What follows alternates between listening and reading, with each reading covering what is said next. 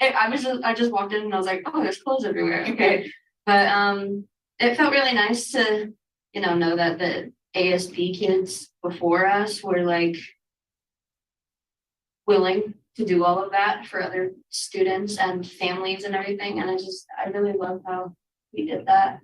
And with all the graduates like mid-year, like Nina, I think it's really cool that we get to ring a little bell if we finish like mid-year. Just say what that means. When we have a kid that graduates halfway through the year, what happens? I don't really know. So what we do is we take them to like basically the middle of the school. And then, we go like ring the bell, gather around. And then sometimes they're in a cap. This one kid, he was in a banana costume. With his cap and it was funny. And then forget who. Do we have like a specific person who goes like Stark usually walks him around? Yeah, Miss Stark. And then it's like this kid graduated. Woo! Yeah, and then they usually take pictures with teachers that they want to. And I find it funny how I'm running for ASB president next year because I didn't even get my self-manager badge at Woodlands 7.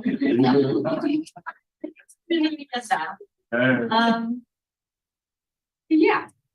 It's okay. This one. And what else about the clothing? We ran out of clothing. Oh, right? we ran out of ASB clothing. Yes, we ran out. It's the hoodies. Yeah, we ran out of those. We sold them all out. Oh. Okay. Now the next slide. Okay. Okay, so I was going to talk about the barbecue. So we had a barbecue earlier today. It just for funsies. It was really nice seeing all of the students from AM and PM just congregate together and all of the families. And my friend brought her mom and her little sister in, and it was just really nice. And like I was shocked that there were kids here. Like normally they're not here when I am, but I was just like, oh, there's kids. That's cool. It was really fun. Our cotton candy machine broke down halfway through though. That was upsetting. Yeah. And then you. Yeah. Speaking of cotton candy, guys, we had. What did you want me to say? When the Go ahead. when Stuart's away, The kids will play. When Stuart's not in the building. Yeah. We ate cotton candy one day. It was so nice. We had interrupted class a little bit, but everybody, we were just taking a small little break, I'd say. And I take a lot of those. And it was just so cool. We were just like, hey, there's cotton candy in this room. All right. So then, the kids just like started coming over and got cotton candy, and it was really nice. Mm-hmm.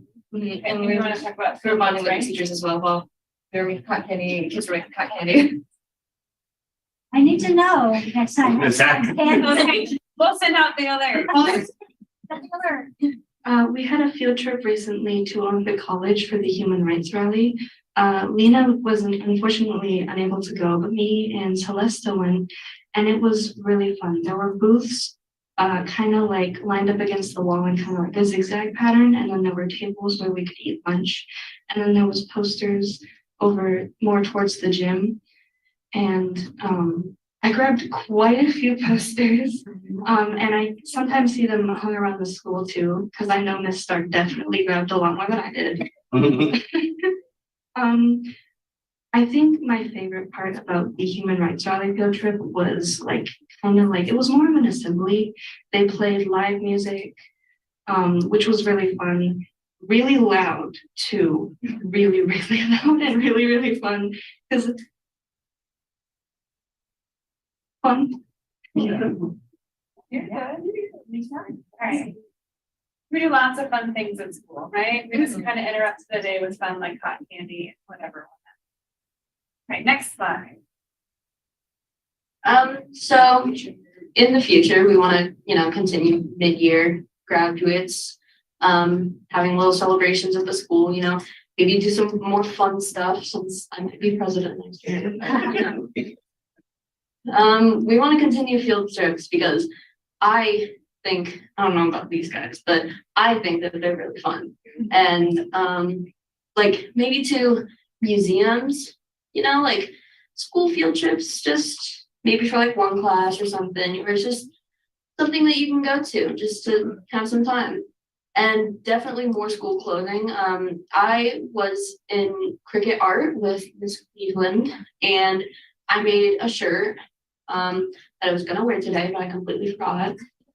But I definitely would like to take time out of my day to start using that art class more to start making more clothes for the school and everything. Good job, you guys. Honestly, that shows true leadership. You know, when they say the next person up, and for all of you to step up and really, you know, come and present, I give you a lot of credit for it. That shows your leadership in it, and you know, keep going and keep believing, because a lot of the times, you know, people will say, all right, no, I don't want to do it, I don't know it, or they'll say this is not mine and won't take it, but you owned it. And I respect that so much, because that's true leadership.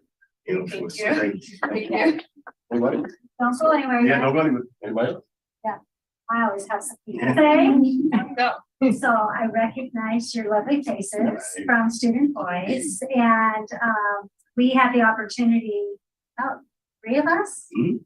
to meet with a group of students at Barker Creek. And while they have fun, we listened and they shared story after story about how meaningful and how important Barker Creek as a school is in just their journey, their life journey. And the most important takeaway that I heard from you was just that the path Barker Creek allows flexibility. It allows you to know how very deeply cared for you are, that you matter, that your voices matter, that you have opportunity to be successful and graduate and be able to strike out on your own with independence, knowing that you have so much support behind you and alongside you. And I just want you to know that, like President Jackson said, to step up and present today. What a privilege for us to hear your voices again, and true leadership. So thank you so much for just sharing with us. And we know what a very special school and very special place Barker Creek is. And I'm bummed because I showed up at 2 o'clock for the barbecue. I was wondering, why is it 2 o'clock? Principal Stewart says, what are you doing here? It's over. So I'll make sure that I do my laps and come back over and say hi. You all take on. So, well done. They may have done that on purpose. Yeah. Thinking maybe, right? Exactly. We had bad men. I was the third individual who came to the student voice. And I was impressed then with how willing you were to put yourselves out there and tell us what you thought and what you felt. It's not easy to come and stand up in front, especially on short notice. Because, you know, we're very intimidating up here at this table. So anyway, but good for you. Keep up, put yourselves out there, and doing good.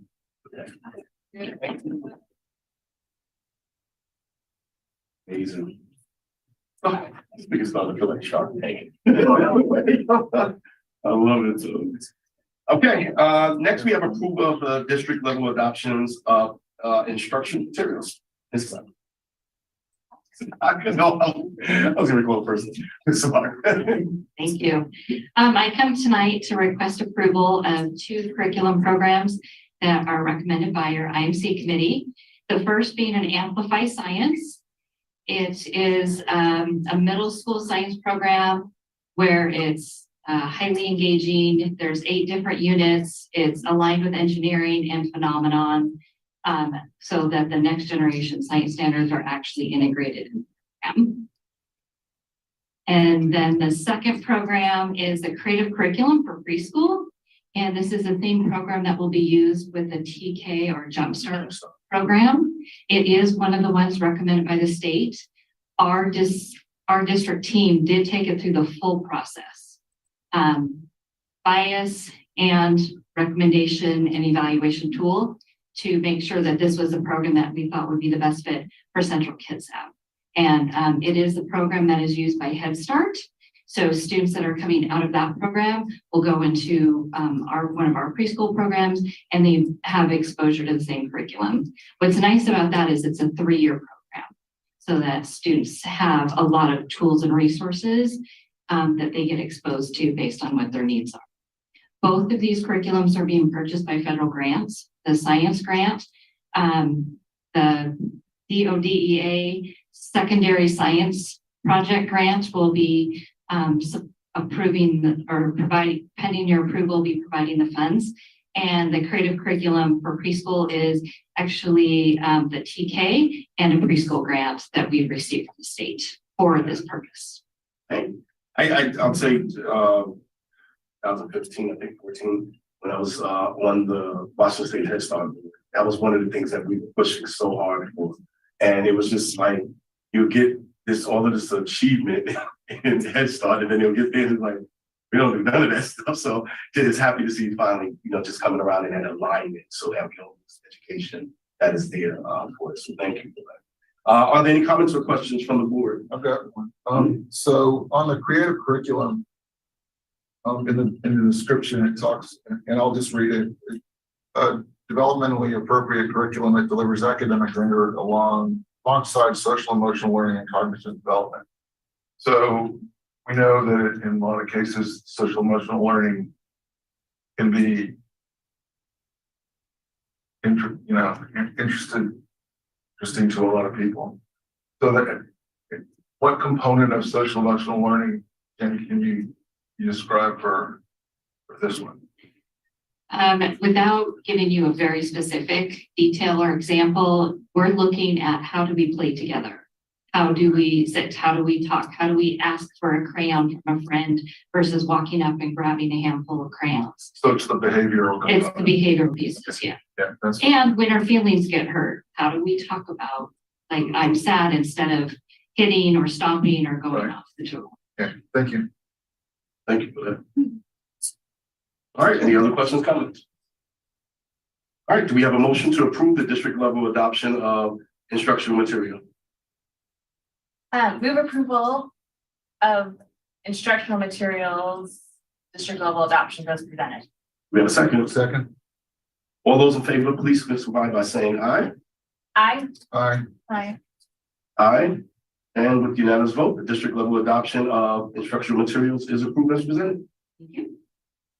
And I'll say this, that I learned so much, and thank you, Dr. Green, for that, because that was one of the things that even my son to this day, empathy, he learned that. And recently there was something that happened that he said, oh, I learned that. I was like, where did you get that from? He said, I learned that from Head Start. And I was like, wow, okay, so it does stick. So yeah, definitely one on that part. All right, thank you. All right. Our next item is to approve the first reading of the strategic plan components for the Central Kitsap School District. Superintendent Prince and Dr. Beasley. Well, that doctor. Dr. Beal. Hey, I'm pushing. No pressure. I know, right? That's awesome. Okay, so at our last study session, we had the opportunity to really see and dive deeply into some of the components. So the first piece of the component that you have in front of you really is will be the second page on our full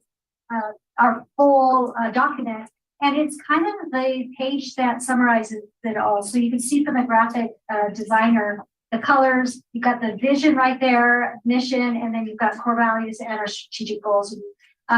Note some of the feedback. I know that the safety and well-being symbol, and so this is kind of the first look for you at what that landing page will look like, with kind of here's all the core pieces of the strategic plan. The other two documents that board gave feedback on extensively was the message from our school board and superintendent. See the lovely picture that was taken that night. If you don't like it, let's go very quickly. Or don't tell us at all, just close your eyes. But I do. All right. So, that's the most important part obviously is the content. And so the board gave feedback. Mr. Beal and his team went back with feedback and tried to include as much of the content and the key information that you wanted to convey in your letter to the board, to the community, as a board and superintendent. And then you will also note that we have the draft of the strategies and outcomes. And as you recall, we went line by line. You had a chance to give some feedback. There are pieces of feedback in here that was more of a conversation of leveling up, making sure that we are taking the sense of belonging and using assessments and making sure that we are measuring certain things. And you'll also see there's direct movement of a third year to the second year to make sure that we have outcomes earlier than we had expected. We also moved some of the important pieces up to the top so that it places kind of that value of priority. I think communication was one of them. I can't remember. So hopefully you've had a chance to take a look and see that some of your feedback is in the draft of the first read. These 3 documents were really those pieces that you gave the direct feedback. I'm going to wave at you a document that is going to be a comprehensive story of where we are landing. And this is going to be coming out to you by the end of this week. But basically, here's the front cover. You see our Kohayi grads up there, and the bright colors, the blue and the green. Here's the landing page, as you see right in front of you.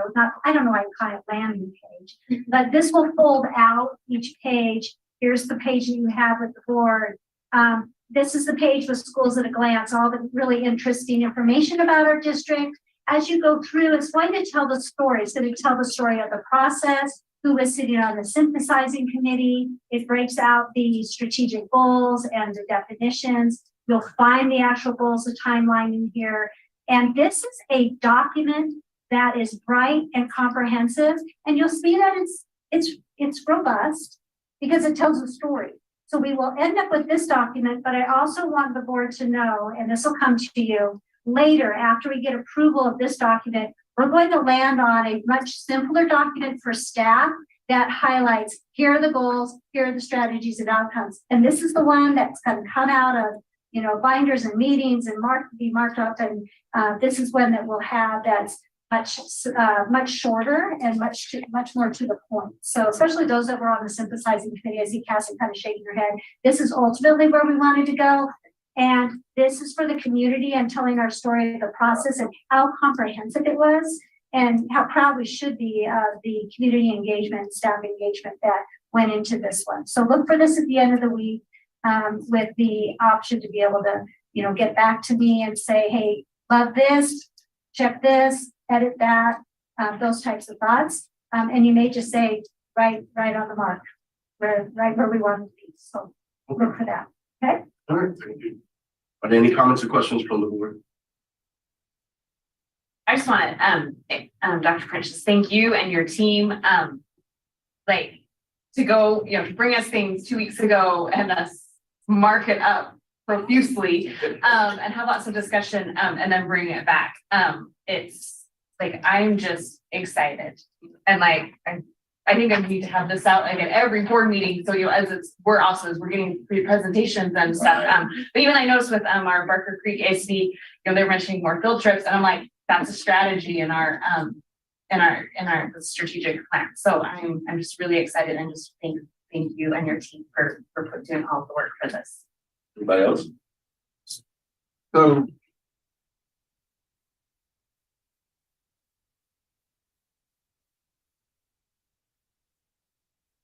trying to remember where the data lies is when we see these strategies and we see they won't be implemented until 25, 26. They're implemented in 23, 24.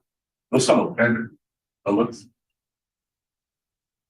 Yeah, Well, so, I would offer up that there's some of these are pushed out to yes, 25, 26 Right. because of the length of time that it would take to get to where we want to be. to actually get the outcome. But we're going All to these be strategies. reporting on these throughout the year in our study sessions. So we will be, there will be progress checks across, remember our progress cycle. So we will be monitoring this twice a year for sure, the entire report. And then our study sessions will be looking at key measures, our key performance indicators, how we're doing as far as the measures go. So even though it says 25, 26 as the outcome being met, we're working on it throughout the next 3 years. I guess I think back to the old strategic plan and I Remember, I just, before with it, there's a part of me that would just really like to know what we're measuring with respect to this strategies. what I think I'm gonna bring to the board, this summer is something that after we left our retreat, it stayed on my mind.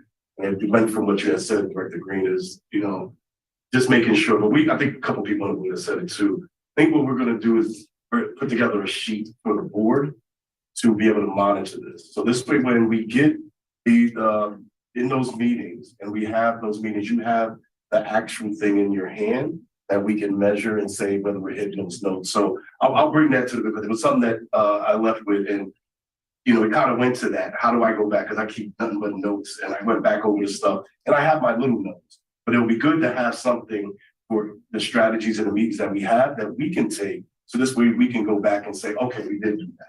Not the measures. So that's for the board though. It's not something for Yeah, we'll work on that. We'll work on it. Well, and Eric, also to your point, remember this is high level. Every strategy that we have here with the outcome, and for instance, we'll look at expanding the PK-12 computer science pathway. That's a pretty broad strategy with an outcome that's very specific. All students will have at least one computer science experience every year in elementary and a completed computer science pathway at each secondary building. With each strategy and outcome, you know that there is a more extensive action plan with steps along the way in order to meet this higher level. So this is a higher level plan that we were very intentional about keeping a higher level, but underneath this plan are the action plans by the departments to actually get there. And remember, this is the first reading.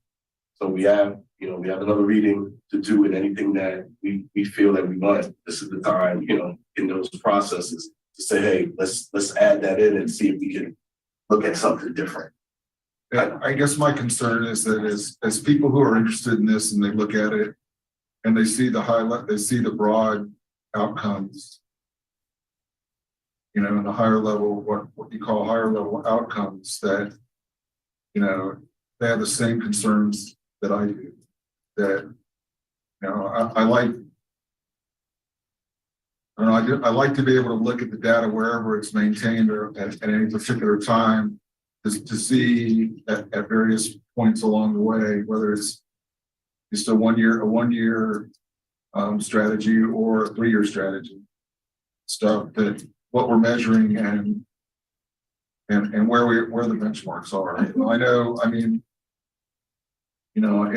over the years, and so people have preferred that I stay, but I don't. Sorry, I just don't live in the high level stuff. I appreciate that it's there, stuff, but I live down in the numbers, because that, to me, that's where the answers are. Well, and that's where we have our study sessions. So we get you down into the numbers in the study session as we are monitoring our progress. And also we have a mid-year progress check and an end-of-the-year progress check and monthly meetings where we're talking about how we're doing. So that's where we get more of the data, and we're going to take a look at how are we doing, what's our baseline, and how are we doing, and are these strategies working toward our outcome. And I want to remind this board, we asked for those deeper dives that came out of discussions of all of last year of going deeper into data and numbers. That's why we have these study sessions. That's what it gives us. Well, it gives us a report out. And if we need to change something and we're not getting that, then we need to make sure that we're asking the right questions. what we want. And it's what I said at the board retreat. We can go a deeper dive as all you want, but action has to be done. And that's what we have to measure. So we get, as the board gets this information back, we have to make sure that we're doing our work to make sure that we understand the data. Then look for the outcomes that we want as a board.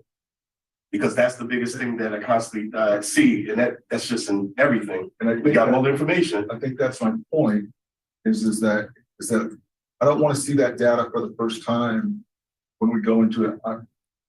That's why we have a study session. No, well, That's why we have. we have different definitions of the deep dive with respect to the study session. I mean, I think we get, we talk about programs and what we're doing in the programs and everything else, but even in the deep dives that we haven't really looked at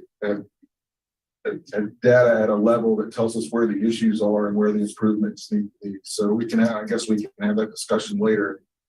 Okay, but it just feels like, feels like there's more work to do. Yeah, I'll put this on the board's head, and then we can, like I said, we can put this for another time too, because what's being asked of us today is just for the first reading.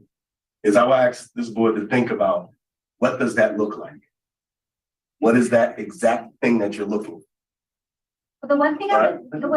I I don't want us to keep asking for something and then the district administration gives it to us, and then we keep asking for more. So as we move forward with the strategic plan, what I would like is us to be earnest in what we want and what we're looking for. I would offer up that we don't, in a lot of cases, we don't know what we're looking for. And then if we find something or we see something that we don't understand, that that we're obligated to ask for more. Exactly. Yeah, that's definitely learning. And that's why those study sessions come out. And that's why I said, I think what we need to have is just a certain form or a situation where we have that with our notes. Because right now we're just taking, but we're not taking notes in something that's there. So if we get a form like this that's just focusing on security for that time, now we know you got all of that in front of you to make your desired choices of, are we meeting the mark? So like I said, I'll bring it to the board in the study session. So this way we have it and everybody can, see if this will work for us. Don't bring me just this, bring me the numbers. Yeah, the numbers, exactly. So just a reminder to the board, a couple of things that you specifically asked for. One was the study session monthly meetings with a deeper dive into data. And we specifically responded to your asks for math, for reading, for social emotional learning.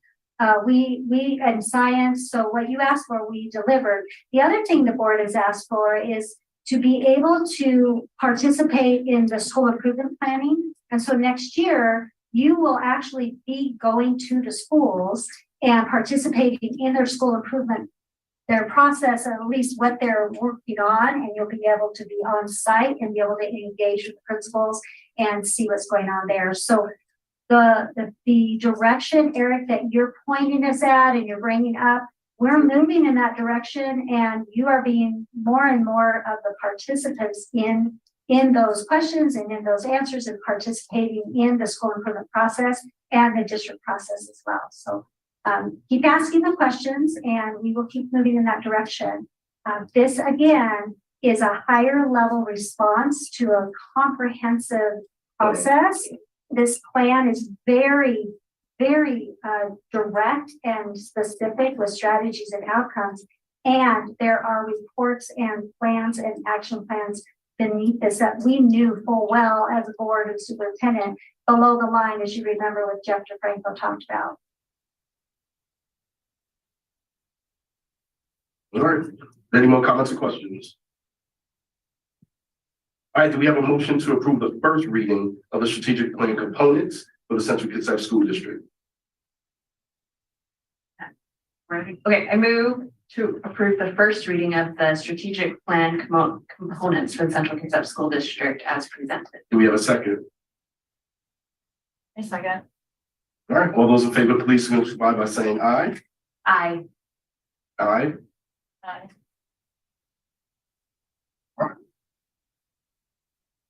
Any opposed?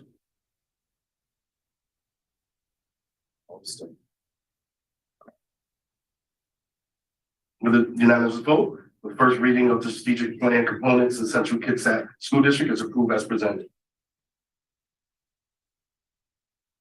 Let me say this publicly when we go into things and we're developing and we are understanding what we ask for, we know what we have told the community that we're getting behind. When we sit in a meeting or in a public meeting and we say that we're behind something that we asked to be put together, that we wanted something to do, I want this board to be very earnest, let's say to all of us. When we make a decision, that we are earnest in that decision from the beginning. That because this is something that we asked for from the very beginning. This is something that we pushed the district to give us a guiding light. And this is something that we pushed the district to really put into and get input from the community, get input from everybody. So I want us to know as we go forward, even with this document or any things that we put forward, that we are very honest in when we say, yes, we're getting behind these things and telling the community that we're doing that. And as things come about, yes, changes, questions may come up, that we're very earnest in the questions that we're looking for. And in that. So I wanted that to be known because there's a lot of work that needs to be done to get this plan moving forward to better this district. And like I said, this is something that we have to buy into and get behind and support. All right, next we have the approval of the first reading of the board's operational protocol. Superintendent Prince, Vice President Tracy. It's Vice President Tracy. Yes, Yes, yeah, it is. yeah. Okay, so just, we at our board retreat went, through this, had a lot of discussion. I want to thank, each of you for your input. I feel like by us working together, we were able to, improve it and make it succinct.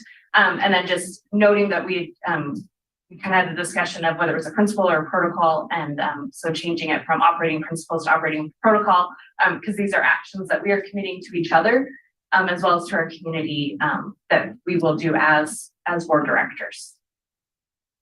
Well, I want to say thank you. Because as much as the time that it took to really put it together and then waiting for our response for past the time, deadlines time, but this is great. We got Kristen's input on it then, which is Yeah, right, exactly. really important. Yeah. So that was Thank you. So I think it's something that's good. And like I said, now it's ours, and what I just said is real. This is ours. It's not the old school boards. It's new, sort of, newer boards, policies for what we need to do to govern us going forward. So I thank everybody for that. Is there any other comments or questions for the board? All right, do we have a motion to approve the first reading of the operating protocol? Move approval of the first reading of the operating protocol as presented. We have a second. Second. All right, all those in favor, please signify by saying aye. Aye. Aye. Sorry. All right, with the unanimous vote, the first reading of operation protocols is approved as presented. All right. Should be no legislative. What is it? I'm just real brief, just interim. And so it's a great time for us to continue building relationships, with our legislators. Especially then we did a Jumpstart K curriculum, transition to kindergarten is likely to come up again next legislative session. So we can get our legislators in our schools, that would be good. And then also I have dates for the General Assembly. It'll be September 22nd and 23rd. It'll be a hybrid event. The in-person portion will be in Spokane. So we'll talk more about that in the coming months, but just want to get that date out. All right, thank you. You did for a break of those. Yeah. All right, next we are being asked to approve the second reading of revisions to policy 3141, non-residential status. Mr. Romano. All right, good evening. Here for your approval, second round on policy 3141. This is around our non-resident transfer students. And there was one just minor addition that we added around the appeal process.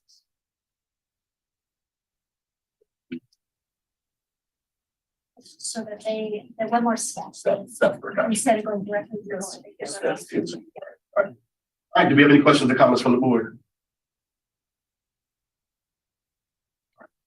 We have a motion to approve the second reading of revised policy 3141, non-residential status as presented. Approval of second reading and adoption of revisions to policy 3141 non-resident students as presented. Do we have a second? Second, All those in favor, please signify by saying aye. I, Aye. Aye. With the unanimous vote, the second reading of revised policy 3141 residential status has been approved as presented. Thank you. Thank you. Next up is enrollment report of March 2023, Ms. Bailey.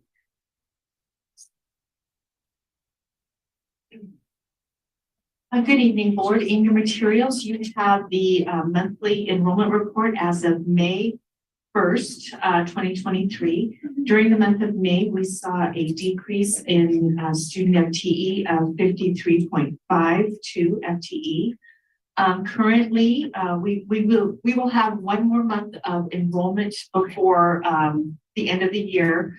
As you know, our funding is dependent upon the annual average. So it takes the average of all months and that is what the funding is. So as it goes up and down, it is an average.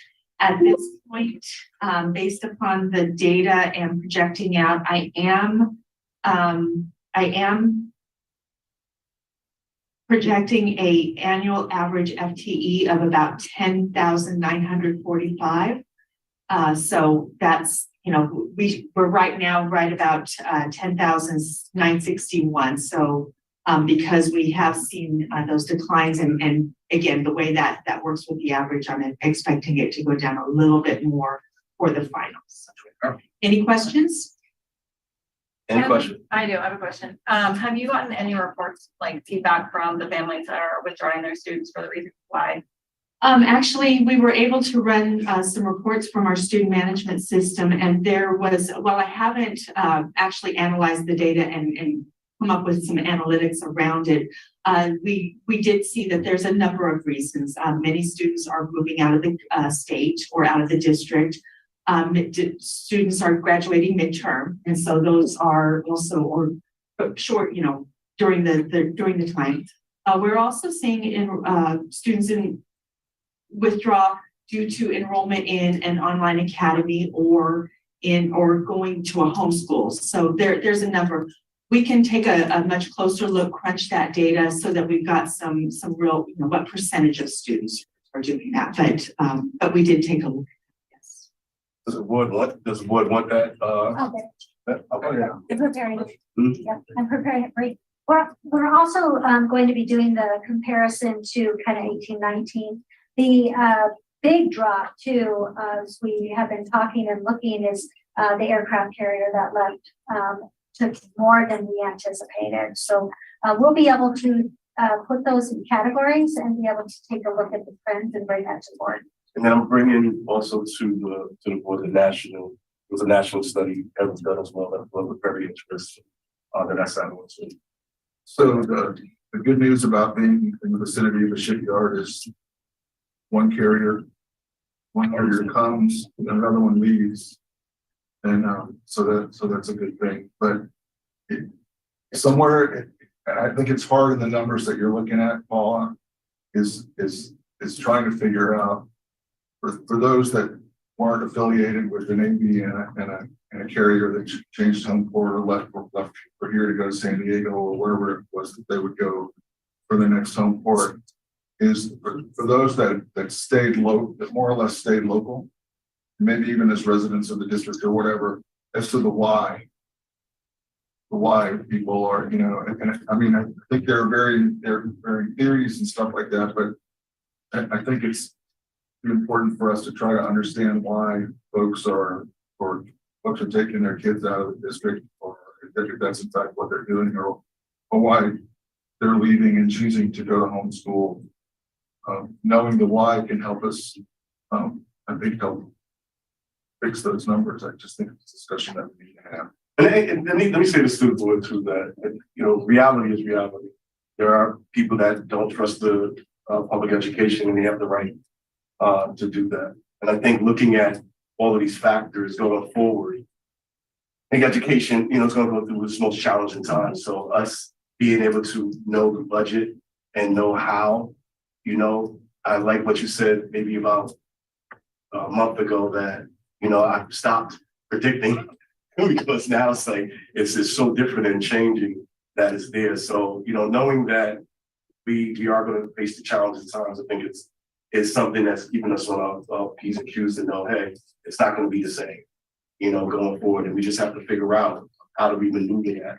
And I think that Director Green, to your point that you had said at the last board meeting was, getting down to the root of what is the community saying, and then, but how do we gain that trust, even if the community says that they're still taking that truth out? What is it that's needed to get them back? And we may not get them back. Just to be honest. I think we can assume, but until we have the data, I want to get the data in front of the board, because when just at quick glance, there were not as many as you would think. So let us get the data in front of you before we are assuming or making speculation. And then we'll be able to see what the trends are. And then to your point, Eric, to be able to say, okay, what's the reason why, or are students graduating, and that's where we're seeing the largest, graduating early, which we did see a large number of mid-year graduation, which is great. We want our kids to be able to celebrate, but let's be sure that we have the data in front of us. That's something like I do have like a handful of friends that I know have graduated early. And a lot of them, there was a few I know who actually went to go like play D1 or like play like sports, but they needed to graduate early in order to do that, or to do like training. So I think like there are some other confounding factors. Like there are other things to look into. Like for a lot of us, there are some opportunities that have like come up that needed us to graduate early. So I mean that's just like, and that's speaking like across the whole district from just like people I know, and like from a student.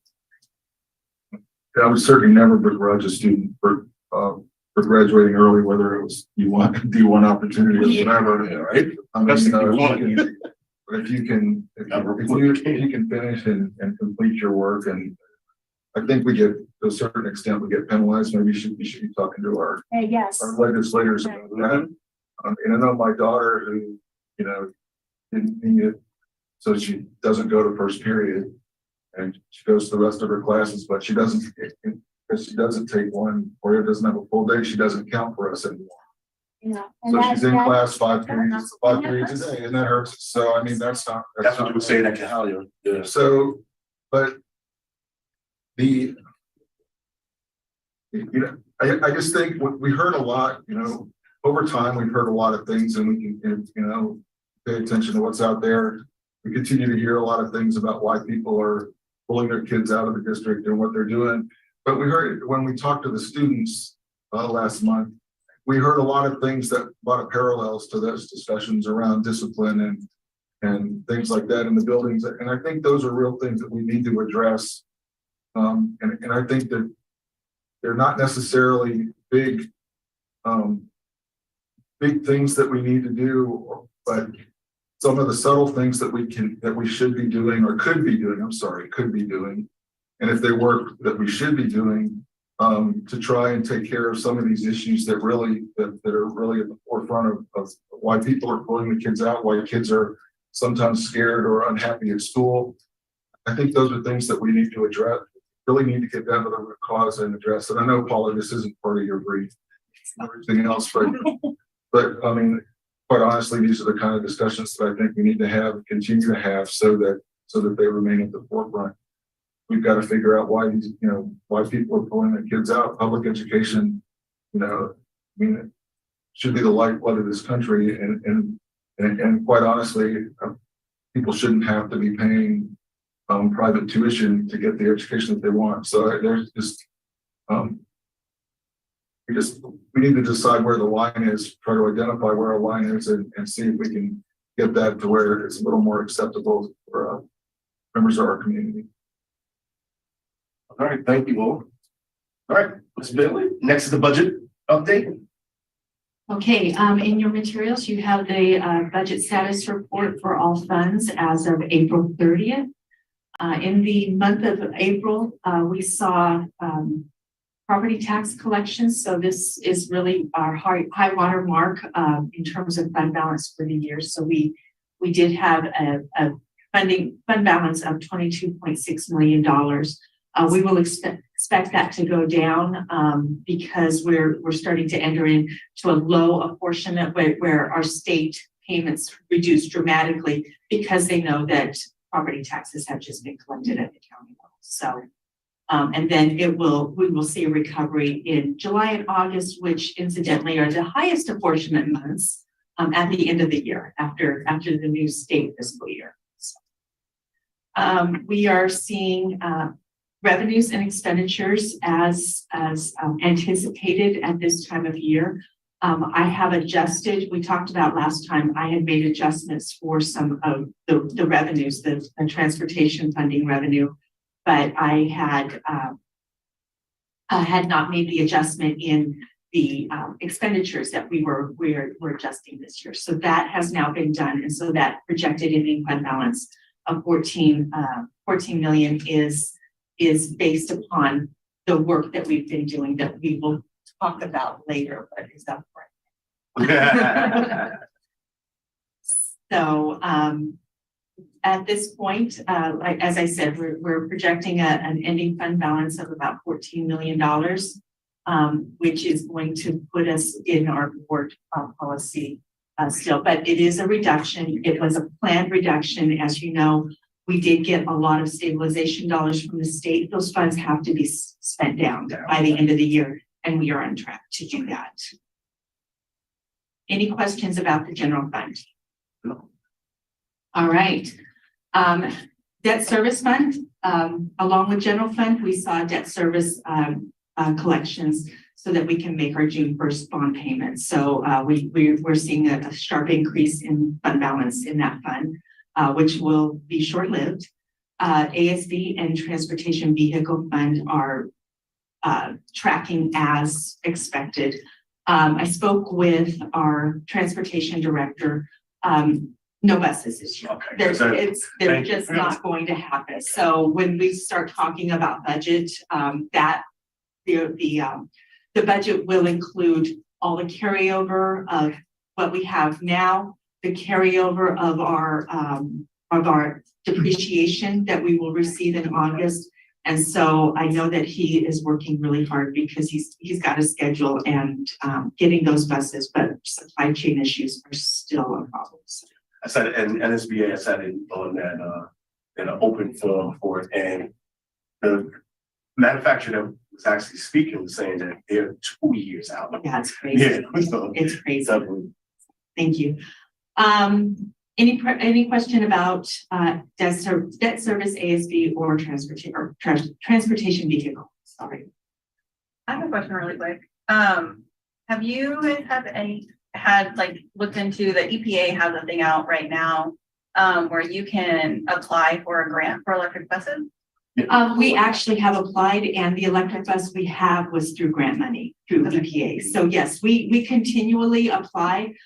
We've gone out for multiple grants, haven't been successful other than that first one. But the bus that we have, as well as the charging stations, were all grant funded previously. So yeah, we're continuing to look at that. They just announced a new one maybe 2 weeks ago. Okay. For I want to say it was $50 billion or something. For I will let Kyle know. Yeah. So thank you. Yeah. And then finally, our capital projects fund. We are, continuing. Again, we got a slow start on that, but our fund balance. So our fund balance is up while our expenditures are down. Revenues are tracking as anticipated. Hoping to hear something about heavy impact in the month of June, and that projected spike is when we anticipate to hear get our heavy impact and what our qualification status is for this year. Gotcha. Any questions about capital projects?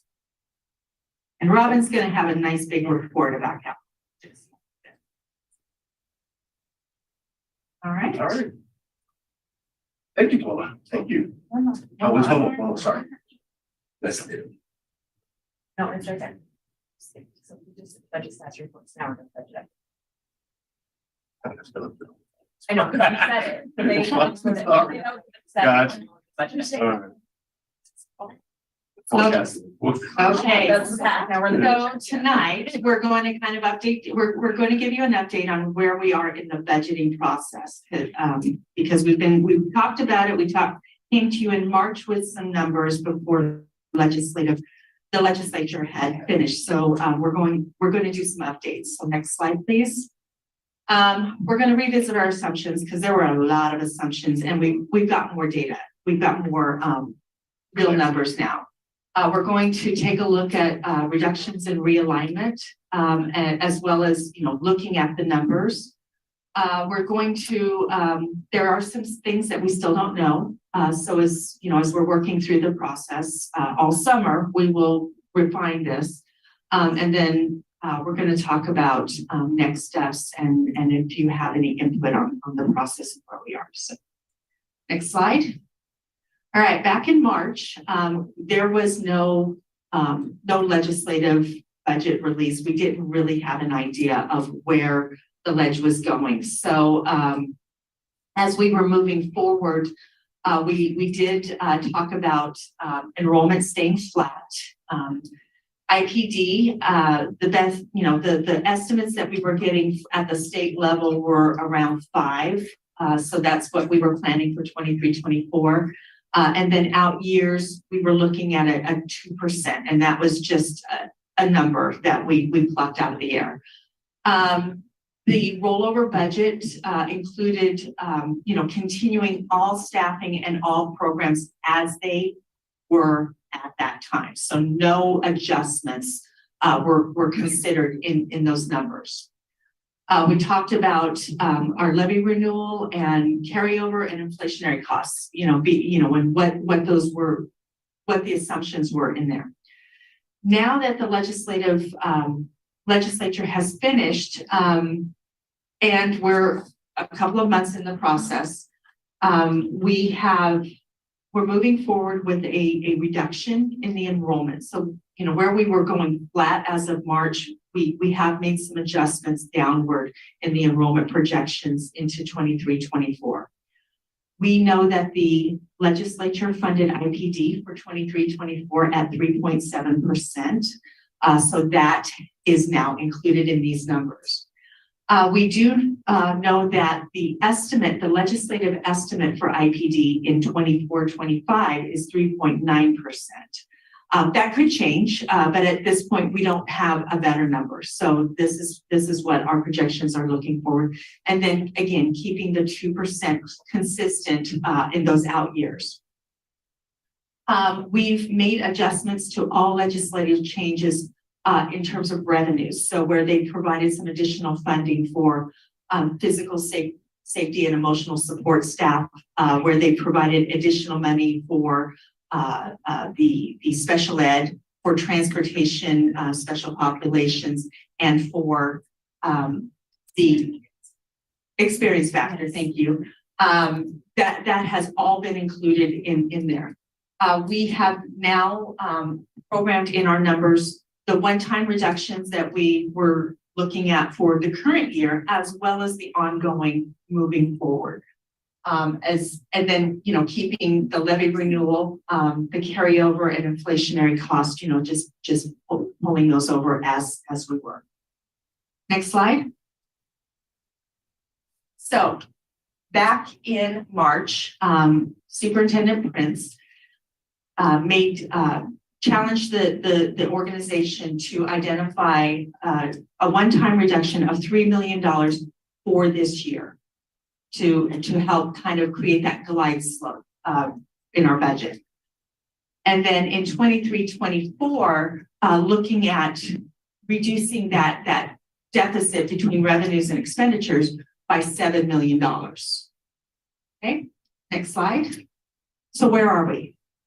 So the 22-23 one-time adjustment, the target was $3 million. We have been working within our organization to make reductions in budgets for departments as well as buildings. We have some unfilled positions that we have kept open. They're not going away totally, but by keeping them open, it creates that space, that budget space. And then we also had an increase in our transportation revenue from what we had budgeted, because it's not a transparent formula, from what we had budgeted to what the actual calculation was at the state level that we didn't find out until February, March. So as we adding up all of these adjustments, we're at 2.7 million. Not quite at our 3 million, but pretty darn close. Next slide. So 23-24, our budget alignment target was $7 million. So looking forward, there are some ESSER activities that will discontinue beginning next week or next year. I'm sorry, not next week, next year. There are ongoing reductions in some department and building budgets. We have some reductions in staffing due to the enrollment declines that we're doing. We also are proposing a pause to curriculum adoptions just for next year. It's not an ongoing, and we will pick that back up in the following year. Legislative changes, as I mentioned before, were very helpful in closing that gap. And as we're planning this, we've been working really hard on the strategic plan. We've included in this projection any activities that are related to year one on an estimate on the strategic plan based upon the work so far. I realize it's not adopted, but it's kind of, it gets us to, creates an allowance to move forward. So at this point, we are approximately $7.9 million. So our target was 7, we're actually a little bit more. So let's look at the numbers. So 22-23, we're looking at a deficit of over $7 million.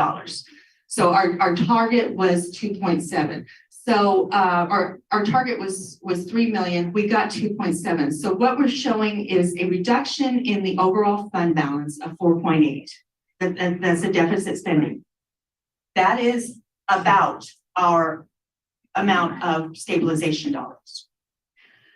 Then going into 23-24, you can see that with 7.9, we are actually showing a revenue surplus of just over $500,000 right now. Okay, still very preliminary. As you know, and with these changes are then carried forward into the following years. So in 24-25, we still have a 4.6 deficit. In 25-26, we still have a 4.7 deficit. Not ideal, but as we're going through and as we're working through these adjustments, looking at what the effect of enrollment has on next year and future legislative changes, we are in a much, much better position than what we were seeing back in March. So just as a reminder, back in March, the ending fund balance was in the negatives. As you go years out, and then we're in about a $14 million deficit when you were looking, and that's exponential, right? So it's compounding.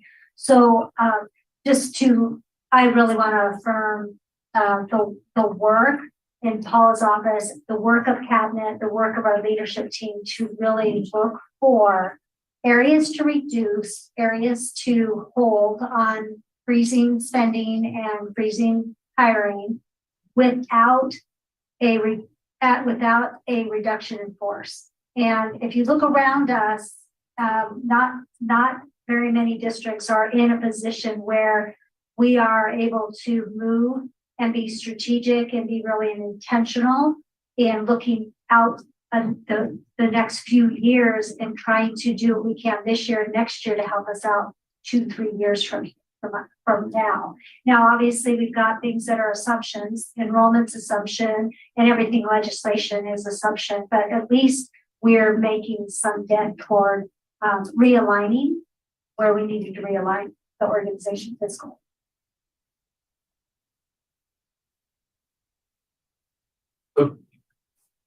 when I look at the budget, the two slides on the budget alignment, and I see special services department and student services department reduction. It just kind of, I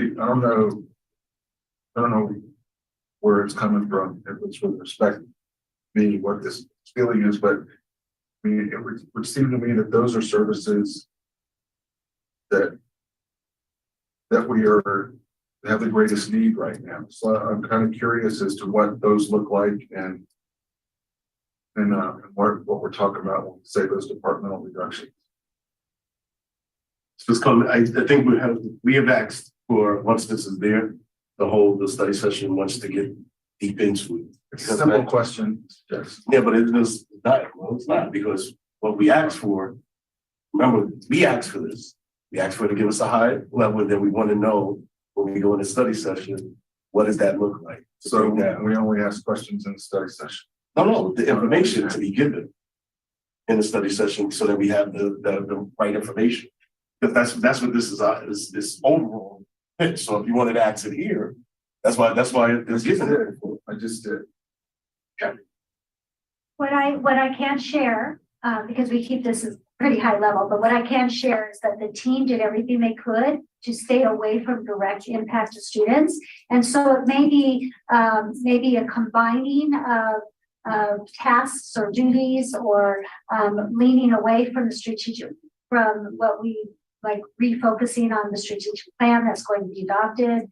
So there are a lot of different things that we were able to reduce in budgets, that maybe there were funds that hadn't been used, we were able to reduce. So everything that we have looked at has as far away from direct impact from the students as possible. So when you look at materials, or you look at supplies, or all of the things that we try to do, now that doesn't mean that there aren't some unfilled positions. So for instance, DIS has unfilled positions this year that we're not filling, and the rest of the team is either, picking up the slack, or there are things that are going undone until we can fill those positions or collapse those positions and combine positions.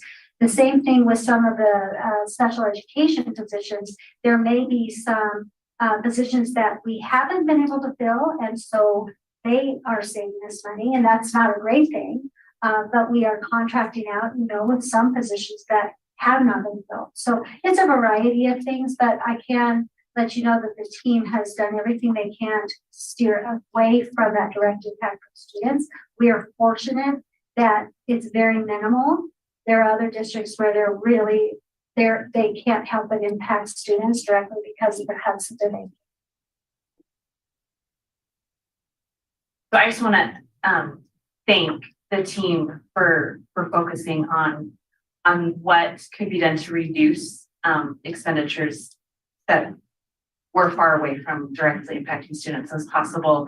And I mean, I know that as an organization, anything we do will have some kind of an effect on our students. I also just, you can't go an hour without hearing about some school district's woes on the news, and that's across our state and it's across our country. And so while, budget is always going to be a concern for us, that I am grateful to be in the position that our district is in, because we are in a much better position than many school districts around us. And so I just, so Paula, thank you for continually looking ahead and being conservative, and so that you keep us out of, help us to stay out of the trouble. And yeah, and I'll add that, there was, on the slide that Eric was referring to, it's like a minus this and a minus this, and to look and see that the year one strategic plan is an add, and, to just know that, right, that is what we know. We have limited resources, and that's why that strategic plan with so much community input is so important, is that's going to tell us where we are putting our resources. And so I'm, I am grateful for that also. Anybody else for the team?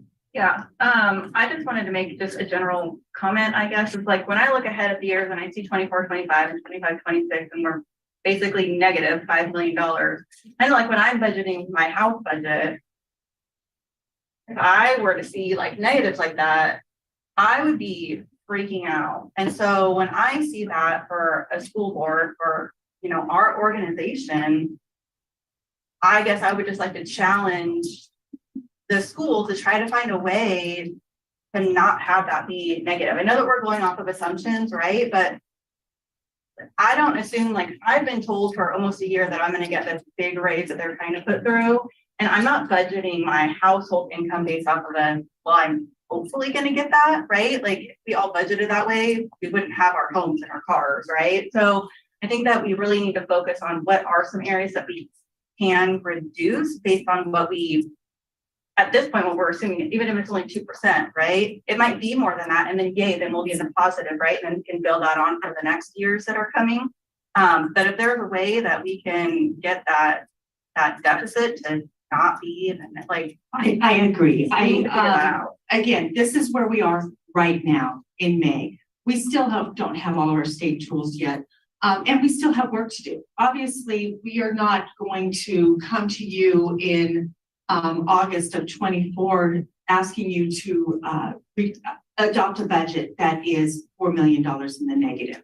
We're not going to come to you to ask you to adopt a budget that is not going to meet our board fund balance policy goals. So this doesn't mean that what I'm presenting tonight doesn't mean that the work, particularly in those out years, is not done. It's just that, you know, as we were looking through, we were very focused on 22, 23 because those were the imminent years. But we know that there is more work to be done. Absolutely.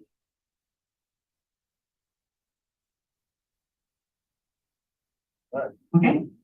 All right, thank you. All right. Oh no, I got more. I know. Just for that part of it. All right, next slide, please. So we still have some things that we don't know. As I said, OSPI's revenue estimate tool is scheduled to be out. It's going to be out by tomorrow or Friday. I'm actually testing it right now. So there's some things that I'm working through, some questions that I have. So, but once we have that, that's going to solidify those revenue numbers. We still have ongoing negotiations happening, and so we don't know what, if any, impacts there will be to the budget from bargaining. And then, you know, we have continued staff attrition, which could impact the budget in some fashion. So, next slide. So our next steps, a preliminary budget, we'll get a high-level look at all funds. June 28th. I realize it's not the detail that we want, but we're still very early. A lot of the budget work happens over the summer. So we'll look at a preliminary budget of our 5 funds on June 28th. We will have a budget presentation to the board during a special session that is August 9th. Our budget adoption must occur prior to August 31st by statute. So we will have that at the end of August board meeting, which was not on my calendar. So I apologize. I don't have that date right now. And the hearing.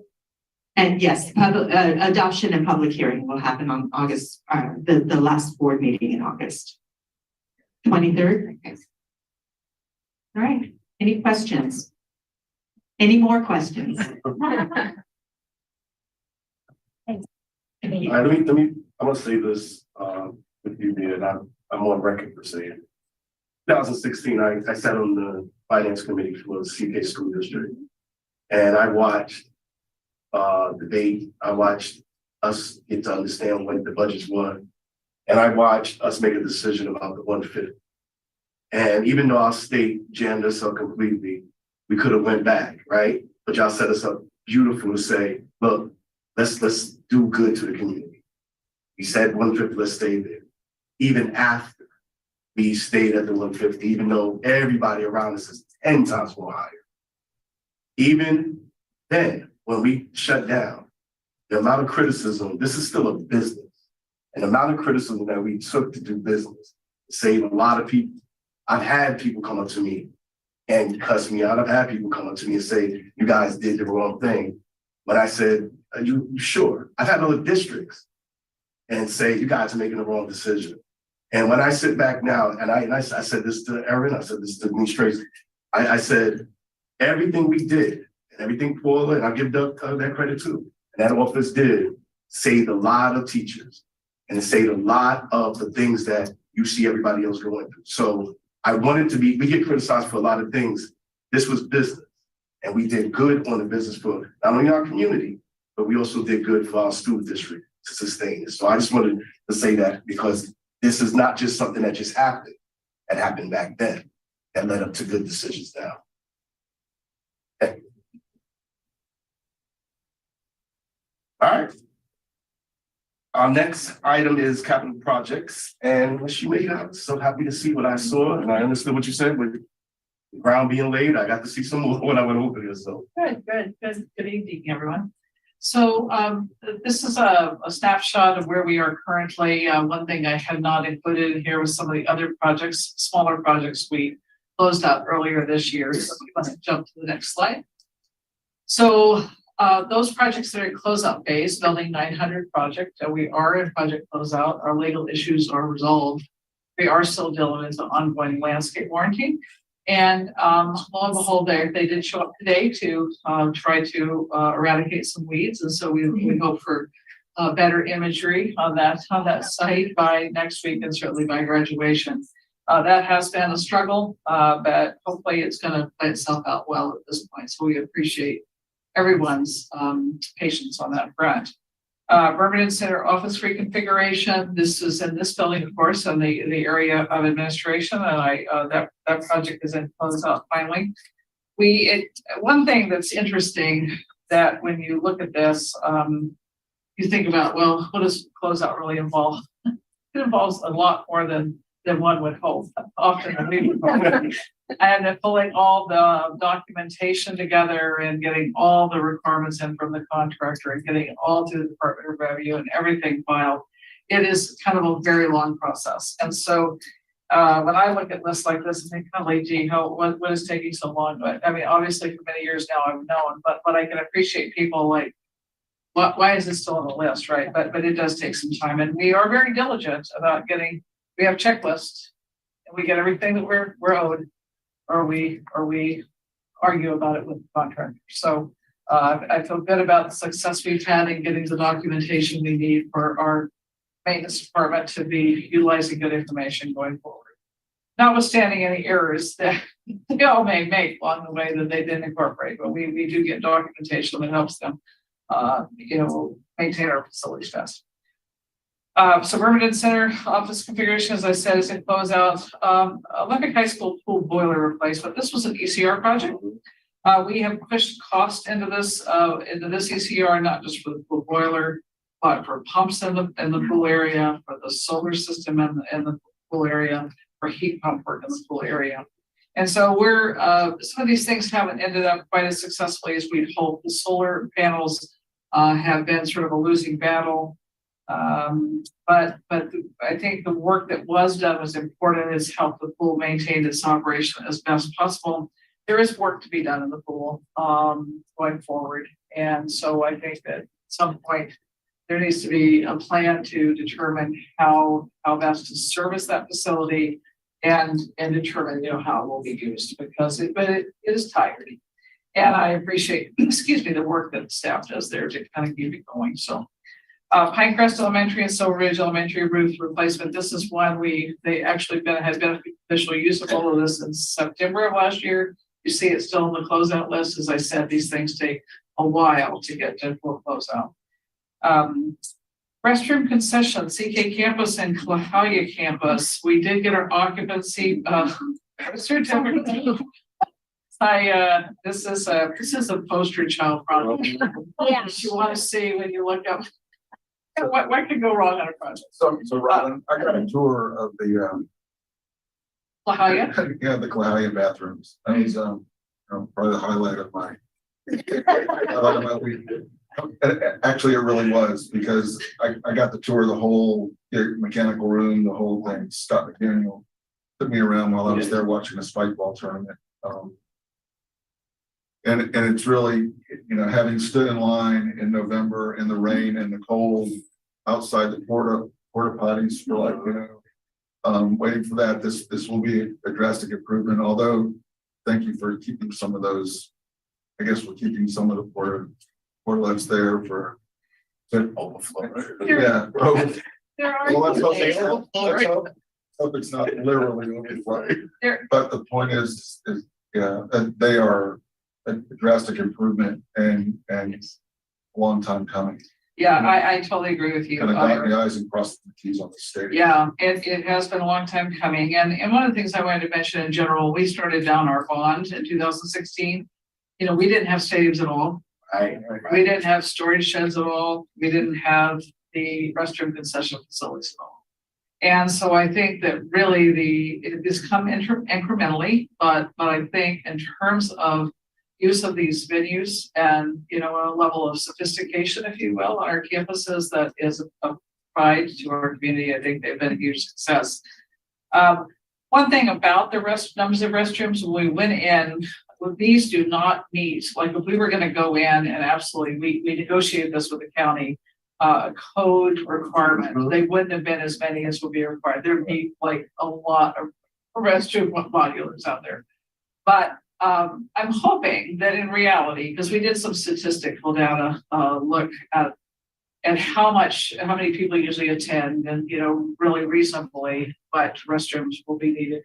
I'm hopeful that not many of those porta potties will be needed, normally. There may be. It's very busy sometimes. They A lot of people. get very busy sometimes, and it will be a test to see, you know, how much they really address, because people of course flow in and out, and I know they go more at halftime than other times during a football game, but under other circumstances, hopefully they will like meter their own selves and maybe go at a little different time perhaps, so they won't have as many porta potties, but there may be some left. And I think that I think there is opportunity of the booster groups want to send it through as facilities modifications, put some signage up that, you know, plays to the various school mascots or colors. I think that would add something to a rather utility building, otherwise, which they are intended to be durable workhorses. So hopefully they will stay in good condition. The operative word is building. Right. Yes. That's true. Right. Building. Yes, that's right. So actually, we can move on and we'll go through just a few slides. So this is the approaching from the restroom building at Seeking High School from the parking lot. So you come up, so the restrooms, you enter on this end that's on the left side, and then the concessions are around the other end. Next slide, please. So this is where the concessions are. This is from the stadium side. And we've still got to get some shelves on the outside there, but this will be a nice addition to, I think they'll probably still have some other food vendors up there perhaps, but that's their business. Next slide, please. And this is just looking at it from the track to give a little more perspective. I tried to get one that had the stadium in the background, but there was too many signs and things that really kind of didn't show well. So this is our new CX restroom concession. Yeah. Next slide, please. Well, hiya. This is looking north from the entry point into the stadium venue. And again, this is the restroom in here, and the concessions are on the other end, a little different layout for the concession window. Next slide. And this is just back from on the track field view, just to see the facility there. So it should be good stacking room into the concessions because of the hardscape around it. So to buy things, and then obviously we have hardscape around in the restroom as well. Next slide, please. So then I want to move on to current ongoing major works projects first before we get to the minor. So Olympic High School Phase 2 classroom modernization. We do have pretty much a final budget of expenditures. We are still awaiting the final conclusions on our asbestos legal matter. And so we've hoped that with the budget balance there that we would be able to apply that along with whatever reimbursement we get back from the settlement agreement toward doing the completion of work that's in the very northwest end of the building, which is auxiliary gym, weight and fitness room. There's some other storage areas and the like. So one of the things I wanted to remind the board of is that Olympic High School in general will not be eligible for SCAP funding again until 2053. So it's a long ways out. This square footage was included in our application. We've already done the roofing and some other exterior pieces. But we would hope to really touch those interior spaces and possibly do things as beneficial as adding some high windows high up in those rooms, maybe to the outside, just to bring some natural light into those spaces. They are rather sensory deprived spaces, as the next images will show. So we were thinking on the range of 1 to 2 million, or rough order of magnitude. You know, we're going to have about $500,000 left in budget balance. We can't yet say what the reimbursement will look like, but I'm hoping that we will get close to the $1 million number as a base, and then whatever we may want to go further. So I'd like to think that maybe we do a prioritization conversation with the school, yet this kind of spring, late spring, excuse me. And then we can perhaps scope and get some costs just to see what it looks like. And, you know, then there'll be a decision as to what we want to do going forward. Next slide, please. So this is a picture of the weight room floor. This original floor that's there has a rubber flooring cover on it that is mercury containing. Mercury was used back in the 60s and 70s as a plasticizer. I've actually never dealt with mercury and a material removal before, so that will have to be dealt with in an appropriate way. Next slide, please. So this is looking more into the weight room west wall, and we're looking at doing where that you see sort of a bulletin board in the background. We're looking at doing a cased entry into the fitness room. They've requested that because the instructors kind of supervise both spaces at one time, and so this would allow for that safe supervision when they're both in place. I might add that in this space, like as an example where you see the Olympic Trojan logo, we might look at putting like some window up high into that north wall, just to add some, you know, as I said, more sensory pleasantry in that area. Next slide, please. This is the fitness room, and again, just sort of that's the outside door looking north, but these spaces are just tired, and we would be looking at improvement of finishes primarily, and I think it would add a lot of benefit to those rooms. Next slide. This is the aux gym. This is looking east toward the corridor. This linoleum floor itself is not asbestos containing, but the black mastic under it is. These areas, we have, of course, the pads all around the room. That area back toward the door to the hall is sort of a storage area. It's really not a well-used space now. Next slide, please. And then this is where, of course, they run those cables across for the batting cages and lighting. And I think they could really add a lot different benefit and features in the space with not a whole lot of cost. So next slide. So then we're going on to Fairview Middle School, our other major work that we have currently going. We've now completed 4 months of construction. It is on schedule. It is a very tight site to work in. I think that everybody's playing very well together on the site. And have, you know, a couple of neighbors have mentioned some noises. We've been able to react to this very quickly for them, and we appreciate what, you know, they contend with, because construction not adjacent to your home and your backyard is never ideal. But we certainly appreciate their willingness to speak up and our ability to address it quickly.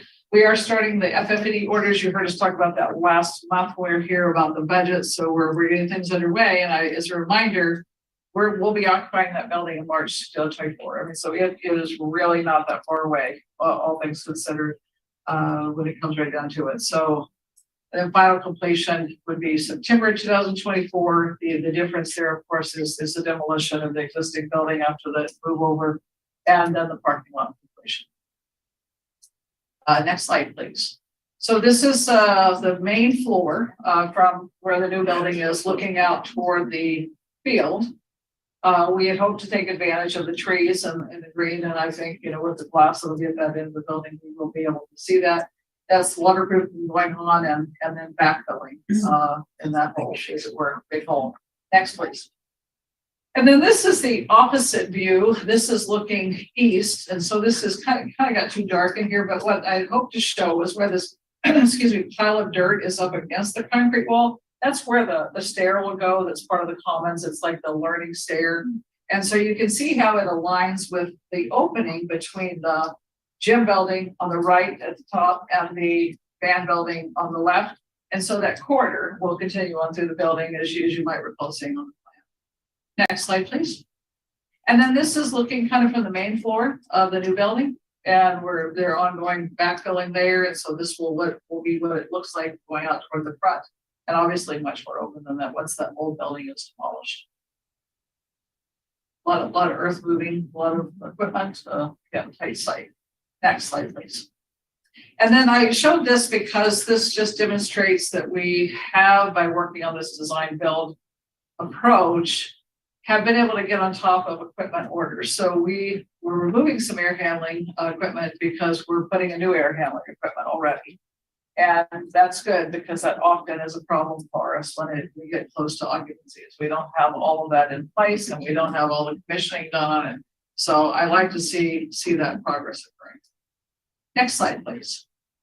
Okay, so now we're on to current ongoing projects, minor works. These projects are all rather small, but important work. So we have started the Silverdale Center Coffee Oasis tenant improvement and in the main floor and the entry as you go in. So those folks who use the space will get to have coffee and for too much longer. We expect that really will be done and open in July. The vehicle gates should be going in, starting construction this week, and again, we'll have beneficial use by July. I know that Joe from GMC is working with the library to kind of coordinate, make sure all the schedules are lined up, so they're very ready to have those gates opening and closing, which has been committed to for the start of school as a prop then. Portable demo, Green Mountain and Bear Creek, that work will be completed this summer. Primary coordination is being handled by GMC. We've been helping them some things out of our office, but they are really coordinating with the contractor there. And then we have just a very, very small project, the Walterville and a classroom at Cottonwood that will help manage student placement in the building. Okay, next, please. I want to comment just quickly. As you know, we have an interlocal agreement where we've been doing work to assist the Bremerton School District as they didn't have staff. So we're wrapping up a couple of projects, these top two at multiple schools at West Hill STEM. There were ESSER funded projects. And so they will be closing out at the end of June. The West Sound Tech Skills Center project, you may not be that familiar with, but we really worked hard out of the CP office here to get them funding. The funding is completely legislative funding and it's in two phases, and we have a budget of $97 million, which we have now gotten about 50 million of. So that project is moving forward. We expect construction will start later this fall. It's going to be a really nice facility that our students, as well as all the other districts, will be taking advantage of. We are transferring out of the project management task at the end of June, however, and that's going to be handled directly through Bremerton School District with a consultant. Long range facility planning for them. We've been working with the consultant there to finalize the plan, and it's on track. Well, there is a draft of it that's under review currently, and so they are looking to hopefully go out for CP levy or bond in 2024. That is their goal. We will see what they end up doing there. So just in summary, this is all the stuff we've been doing for them. Quite a bit of work really, and we've been of course being reimbursed for our work, and that in a local agreement will conclude on June 30th. Next slide, please. Current projects on hold. Silverdale Center's second floor tenant improvement. These next few slides are showing a lot of things on hold. As Paula mentioned in her budget update, we are waiting to see about federal heavy impact aid qualifying and the funding that we will be seeing for the next few years. Believe it or not, the estimate we got to complete the second floor of Silverdale Center was about 2.2 million. And so with all the other costs, we have 2.8. I have a hard time believing that, but it's in black and white. And so we show it in here. I would hope that it would be a lower cost when the opportunity comes to bid it. It is ready to go. The bid documents are ready to go and permits ready. So whenever we have the opportunity, it could move forward. Also, the 2021 HVAC improvements that we did kind of at the time of COVID to, hopefully improve our tweaks to our air quality. and make sure that we were getting maximum benefit of the equipment we had in place. We had bid one project, which included Klahowya heat pump replacements and Cottonwood boiler. It came in more than twice the estimated amount of time, and we didn't feel like we were in a position to have money to move forward, and so we did not accept those bids. So that was bid in March of 2022. But in order to complete that work going forward, it might take $1.2 to $1.5 million round numbers to get there. There is some iterative work we've been working with grounds maintenance custodial group on, and they have been replacing some pumps as they have gone kaput. And so, you know, I think that we can, for less than $50,000, probably continue to address those on an as-needed basis. But that's something that we've been kind of watching and managing for Klahowya. Cottonwood boiler, we expect the life expectancy another 2 to 3 years. I mean, obviously these are statistically, sometimes they go better, as we all know. But that'd be about $100,000, and GMC is maintaining it well at this point. Next slide, please. Long range facility plan phase 3 completion pending.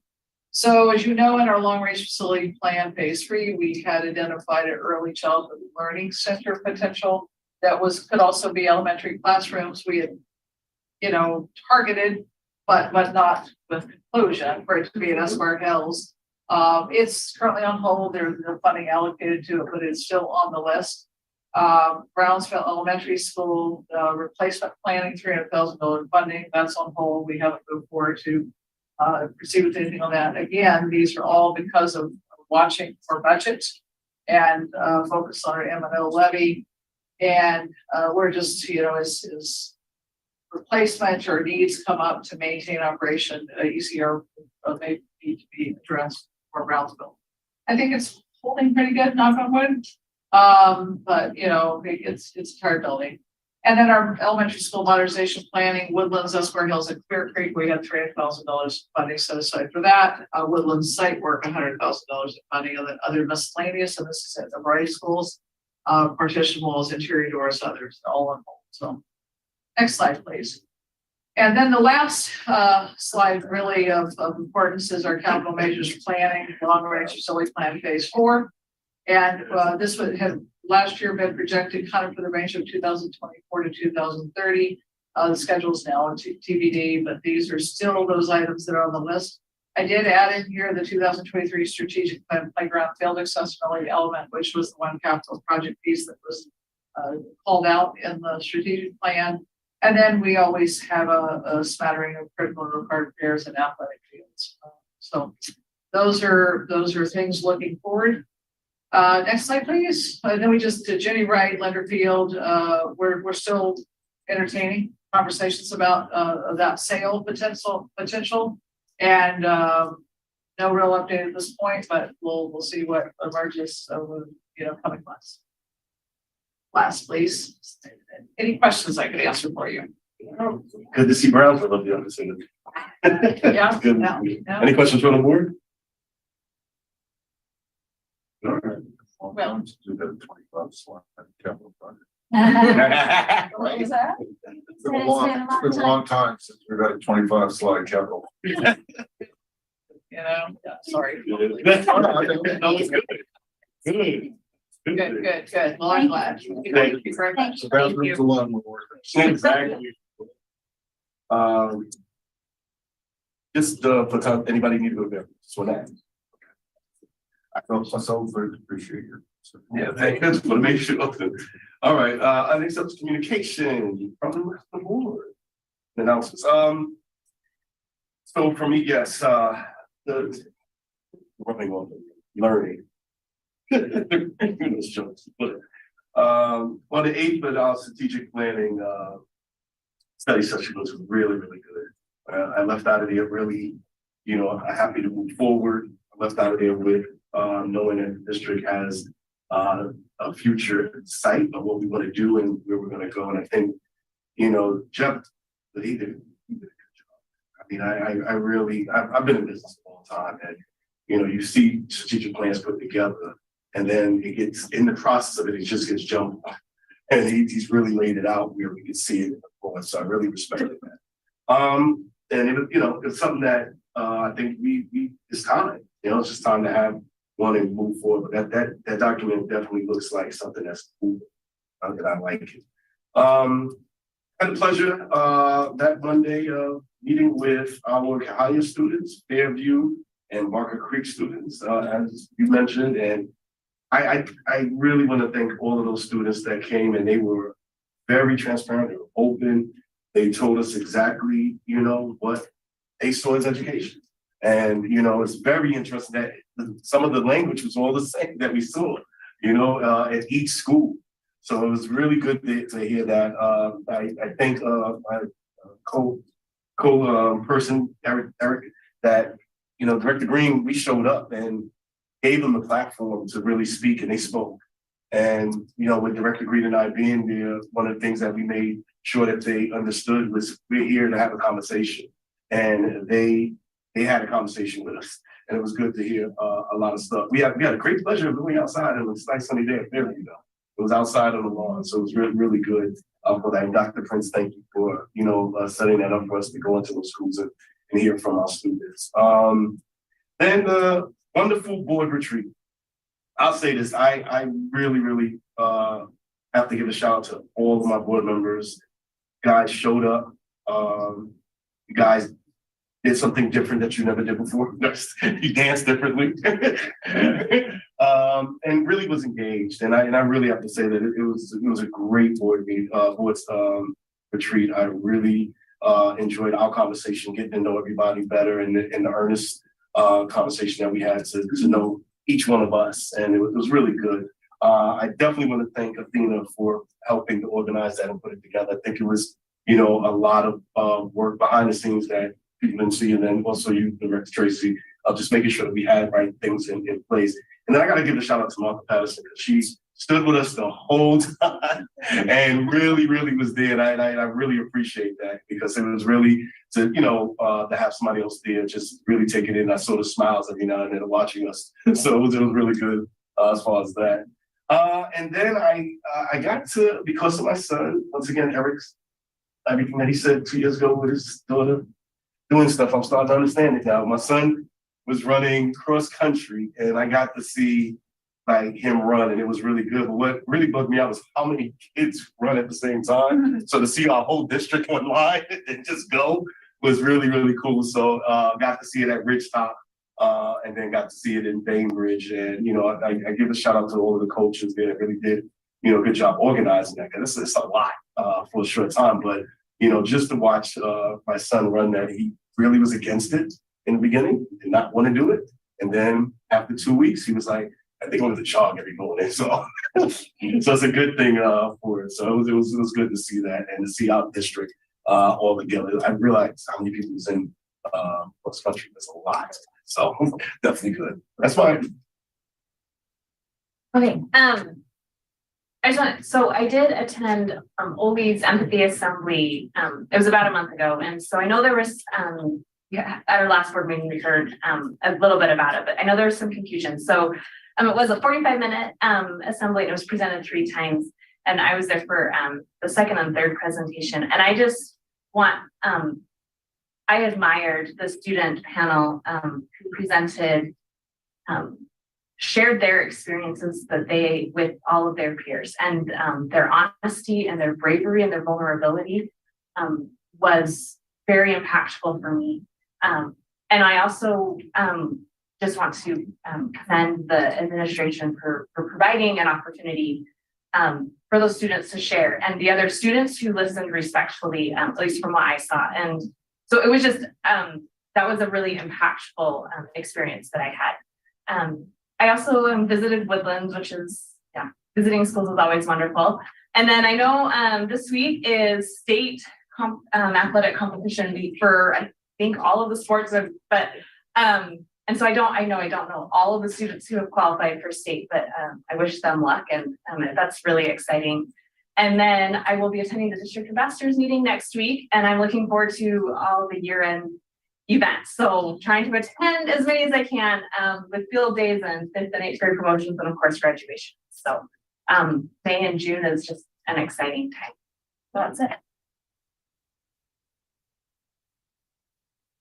So, yeah, I want to agree with or follow on a little bit with what Director Jackson said.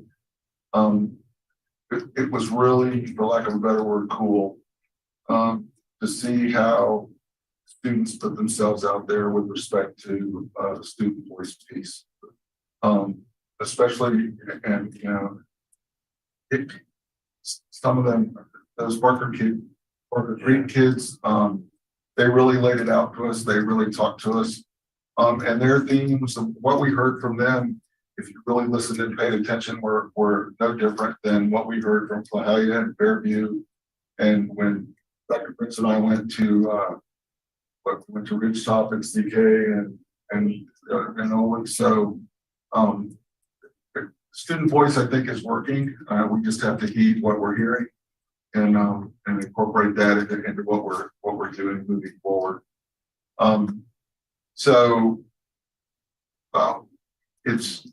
have a senior, went to prom last week, and got stuck in an elevator for however long. So it's kind of hard to get in trouble when you're stuck with 9 other people in an elevator. But it's that time of year, and we're starting. It's really kind of cool to see that. The other day, I got the tour of the bathroom and concessions facility, not because of a need to go and use the facility, but just because I was offered the opportunity.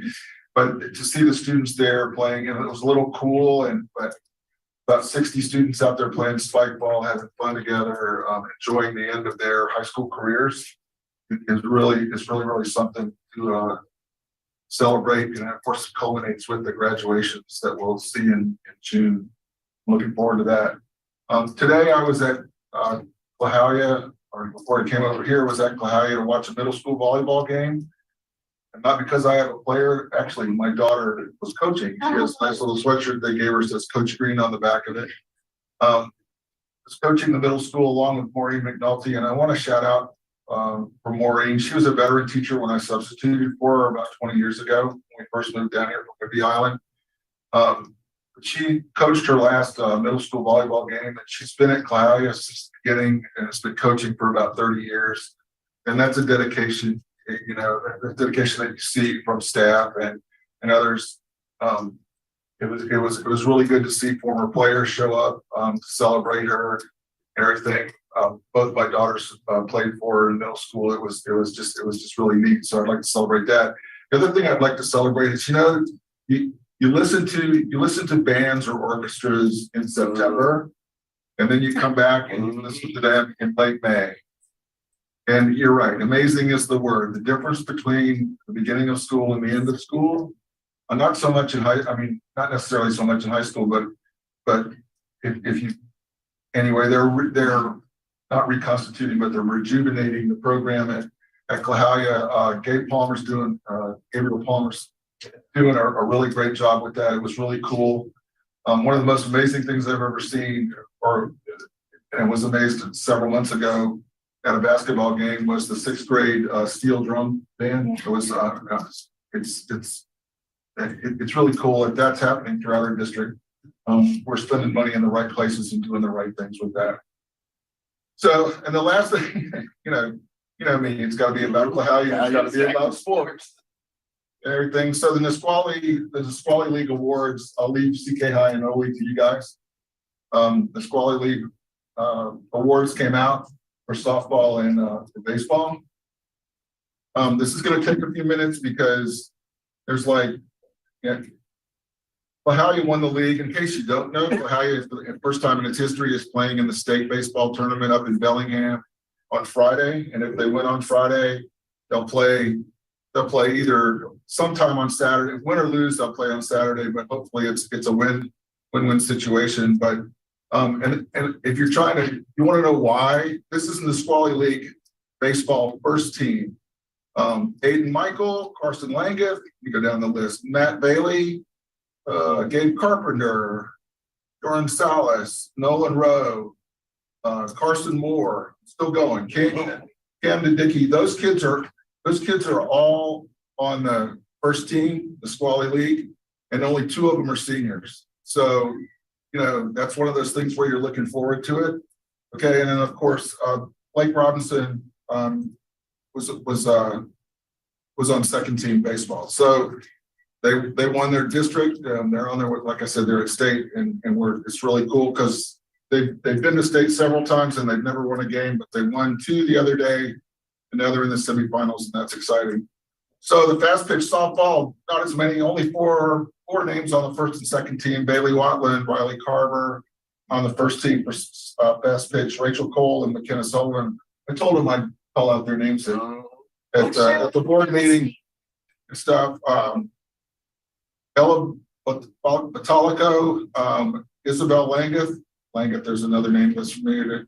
Okay, and the other thing about that is they have no seniors, and they started 7 freshmen. So, and their biggest competition in the league is Cascade Christian and Bellevue Christian, each of whom started 7 seniors. So look out for Clahalia, hopefully with baseball, and I think look out for CK School District.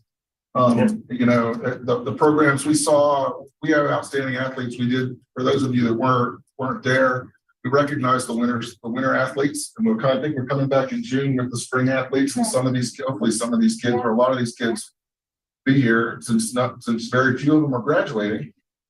Which is good news. The other thing that I would put out there is that for the second year in a row, proud uncle, my niece, I shouldn't have said that, but the coach at Clahalia fast pitch for the second year in a row is coach of the year. And then the Squally League. We have good quality, as we saw before the meeting here, and we saw a couple months ago with the fall sports. The folks that we have coaching and giving of their time and their efforts, some in a volunteer status, are doing incredible things. And I think it's important to recognize them as well as the student athletes. I know I would love for it to be like the old days where every word that we said went into the minutes. So all of these kids' names would be in the minutes of the board meetings. I know it doesn't happen anymore, but they work hard, they play hard, and they do a great job representing our school and our school district and our community. And I think they're to be congratulated.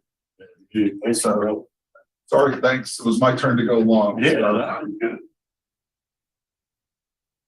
So the only thing I really want to mention is during the science assessment, Jennifer had offered me an opportunity to go to the Curriculum Resource Center. And so I took him up on the offer, and I got to go and see what the science program looks like. And he showed me what the teachers see and what the students see. And man, he just has a heart for science, and it is amazing. I wish I had something like that when I was growing up. And then he also showed me some of the manipulables. So I got to see the little robots and some of the other resources that are available to the teachers to utilize in their classroom. And it was really great. I really enjoyed it. So if anybody hasn't gone, I really encourage you to go because it was really awesome. So thank you. We are incredibly lucky to have Dow, yep, and Jeff. Quickly, I hope you noticed, and if you didn't, make sure you notice a new special piece of art that is hanging just right outside this room. A student in our life skills and youth employment preparation programs has gifted us a portrait of Justice Ruth Bader Ginsburg in honor of Women's History Month. Andy Mendoza painted the portrait after his brother Joachim, a student in the special education program at Olympic High School, sketched. Andy works here at our very own Teaching and Learning Center, and we are so proud to have his artwork on display. Early May, we celebrated Certificated Staff Appreciation Week, and we recognized our team of more than 700 amazing employees who guide our students' learning. Across our district, they are educating, providing extra help, checking in, making sure students feel cared for and known. We truly appreciate all they do. Next month, we at Central Kitsap are co-hosting the Military Impacted Schools Association summer meeting along with Clover Park School District. MISA is a national organization of school superintendents who serve school districts with a high concentration of military children. We'll be welcoming leaders from all across the country as we highlight best practices and partnerships that help school districts meet the needs of our military families. We'll have the opportunity to tour Bangor Base, one day, and then we will go, and then Clover Park will take us on the Army base and have the opportunity to talk with officials and legislators, and really, it's just a wonderful highlight of our districts. I had the opportunity just last week to take our new commissioner, Katie Walters, who was newly elected to the Kitsap County Board of Commissioners last November. She represents Central Kitsap, and we welcomed her to the district and took her on a tour recently, and we look forward to working with her closely. And then, of course, Cassie, I didn't get to say anything, but I want to take a moment to personally thank you for your dedication. Can't see you. For your dedication, your just your voice and your empowerment of your other peers. You are the ultimate role model. Like, I have learned from you, and your voice has impacted us. And you'll see my note in the card. Really, it's like you have left a legacy. You've left a legacy in our strategic plan. You've left a legacy with our school board members. And we know where we see you. We are watching you because you are going to take this world and change it. And you have the power to do so, young lady. So thank you so much for letting us be a part of your life and your educational journey.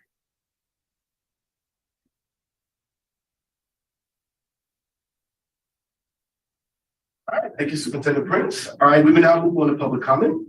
If you signed up to speak tonight, thank you for joining us. The guidelines for making public comment are available on our website and in our comment cards. Please be mindful of the guidelines, especially as they relate to maintaining a civil and respectful meeting environment. Each speaker will be limited to 3 minutes. As a reminder, this is an opportunity for citizens to address the board with their comments and concerns. As you all know, and I'll say it again, I love to hear from everybody, but the 3 minutes, please try to make sure that it stays within that 3 minutes so we don't have to cut you off and get to hear everything from you. It is not intended for the forum for the public debate.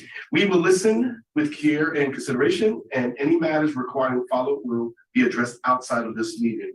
We'll begin with in-person comments, and JD Sweet is starting us off, and Gabriella, you will be on deck. I want to use up my time on this, but I just want everybody to know that Dr. Lavelle, in honor of Mark, was a student of mine at Central Kitsap High School, class of '85. So, despite what a lot of people may think of me, all my students don't turn out bad. Okay, I don't have anything scripted. I just kind of want to just talk a little bit freelance. When the district was engaged with WEA working on the modules, one of the foundations of that work was awareness, knowledge, skills, and advocacy. And I've been coming to these board meetings, and I've been hearing you guys talk about student voice. I've heard you talk about all the conferences you go to, all of the things, awareness and knowledge. Totally cool. But when are we going to see skills? When are we going to see advocacy? We had the empathy assembly at Olympic High School. It was good. But since then, there's been no conversation amongst the staff about what the students said. There's been no courageous conversation. I've talked a lot about the toxic racial atmosphere. In our building, no conversation about that, ever. I know it's not happening in hardly any of the secondary buildings, because I asked teachers and staff, are you guys talking about this? You guys have said you're hearing the same thing over and over and over and over and over again from students. But what's going to be done about it? A lot of the kids you talk to, especially at the secondary level, they're going to be graduated, gone in a couple of years. You're going to do more student voice. You're going to hear the same things. You're going to brag about how powerful it was, how brave they were, but nothing's being done. Why do I have to come here and have parents and students and staff members throughout the year contact me about issues going on in buildings across the district? I don't mind being an advocate for them, but they're saying the same things that's been going on for years. I had a conversation just recently with a white teacher who said, why do white students feel so emboldened to use all these racial slurs? It's bonkers. That's their perception. And I've heard that over and over again. So I'm begging you guys. One more year, maybe 2 that I have in this district, I'm gonna be bugging you guys. Do something. If your administrators aren't ready to have courageous conversations, you have 2 choices. coach them up or coach them out, because kids are suffering in these buildings. So when are they gonna be ready? I don't know, but they need to be ready now. One of the things that came up earlier about students leaving the district, Catalyst School in Bremerton, one of the people there said, I like this school because we celebrate, not tolerate. And there's a person of color who left Central Kitsap to send their kids over there. That's what's going on. Now, that's not necessarily every reason why kids are leaving, but some families are sick and tired of their kids being marginalized and saying and putting up with it and waiting to see what's going to happen, and nothing happens. So the clock is ticking and kids are suffering. I asked many of you a while ago, what's your number? How many kids have to suffer? You all go, oh, none, we don't want any. But I'm telling you, that's not happening. Until you guys have administrators willing to lead courageous conversations about the issues impacting, things are gonna change and that number's gonna get big. Thank you. Shady. Okay, Gabriella, and then we have Shelley Saunders.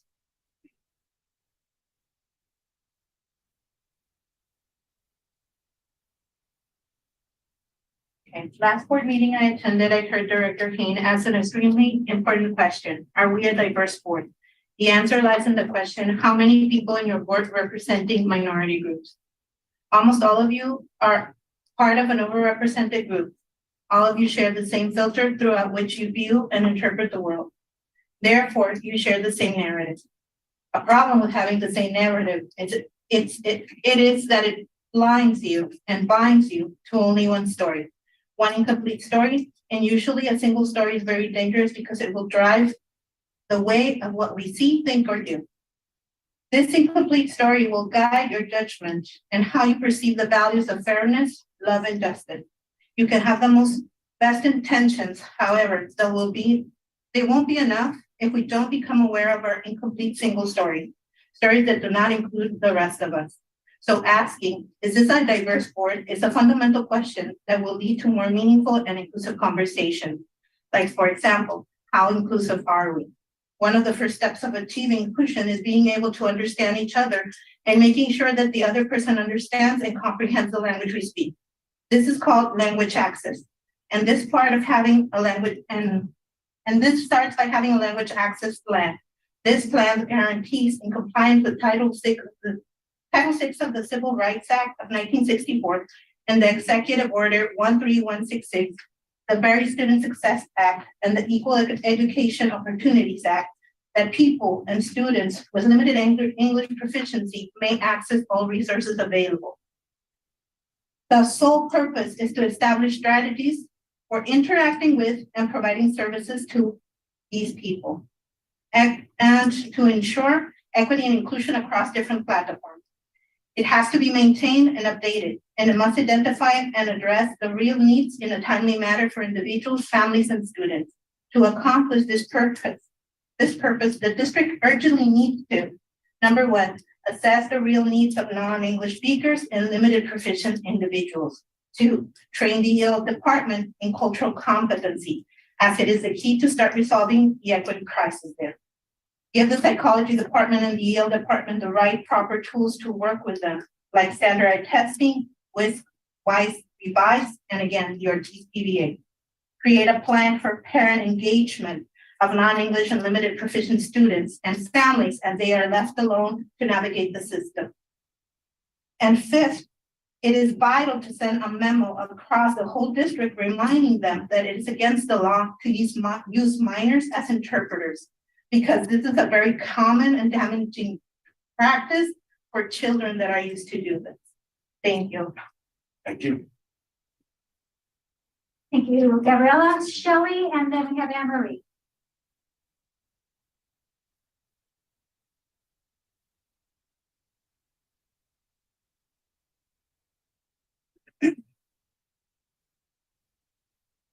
Okay, hello. I just want to touch on a few things. The first thing is I'm in receipt of an email that was sent to President Jackson from another organization asking a question about something that was said at a school board meeting. And my question is, in the CC, back to this person, there were other people that were also CC'd that are not part of the board, some not even district employees, and so forth. So I find that kind of unprofessional as to why those other individuals are being CC'd in emails in response to him. Another question that I have is, and it seems to be a theme, we have a racism problem in the district. And it's not white, it's not black, it's not Hispanic, it's everything. And I graduated from Olympic, my kids graduated from Olympic, and like 11 years apart.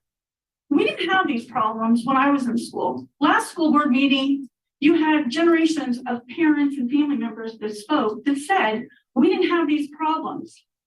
Now, everything is about equity and inclusion, but we have a Black student union. My question to you is, can anybody join the Black student union? Yeah. Yes. Anyone of any color? Yes. Okay, because I think every student needs a voice, not just one or the other. And until we stop all this craziness, it's not going to get any better. And like I said, it sounds like it's not just, I mean, it's everyone. Everyone is having the same issue. The other thing, you guys need to do a little bit better job in vetting organizations that you are sending information out for. Recently, there was an organization that was an inactive group, and y'all sent out flyers through the Peach Jar advertising for this particular group.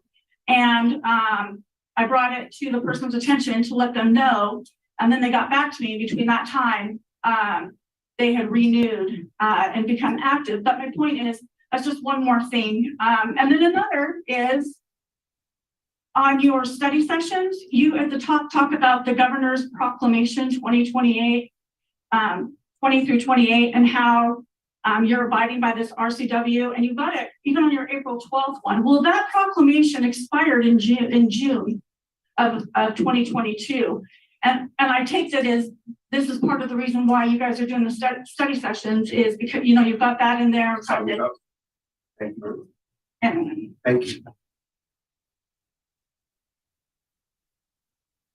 Okay, thank you, Shelley. And now we have Anne Marie and then Teresa Jones. Good evening. So last week was campaign registration week, and it is fantastic to see all of the competition for this year's board elections. So due to having more than just one person running, which has been the standard operating procedure for most of the districts, you all that are running will get to qualify to be part of the League of Women Voters Forum. So I'm really looking forward to hearing your actual voices. Because one of the things as a voter in this community, prior to me stepping up and 6 other moms with a cricket machine for the write-in campaign against you, Denise, we didn't know who you were. As voters, we have no idea. And that gets to stop because I'm making sure that it does. We're going to have opportunities for you to engage. So September 24th, after the primary, the 2 candidates that are left will be invited from across the county to participate in a candidate forum at Maynard's. We did this in October with the candidates that were running across Kitsap County. It's open to everyone who is running. We invite you all to come and answer questions to the parents, to the students. Where are you on parental rights? Where are you on student safety? Where are you on student educational gains?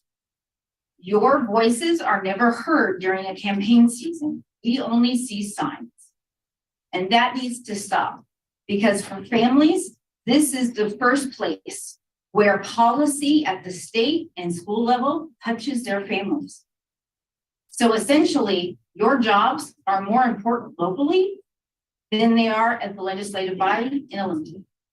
And I don't think you respect that level, because you're not engaging with the community.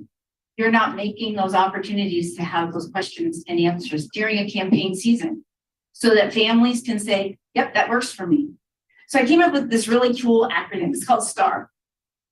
You guys could try it. Students first, always.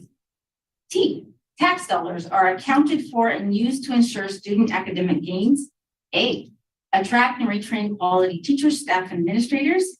R, this is my favorite, responsible for knowing the curriculum and the policies, being available to the community, and keeping a balanced budget. Now, I know we have folks that do that, but it's also your responsibility because you sign off on all of the above. So I hope that this campaign season, we see faces, we hear voices, so that we know, because we got a lot of great competition, and that's how we get the best to sit in front of the board. Thank you. Thank you. Okay, thank you, Anne Marie. We have Teresa Jones and then finally Yukari.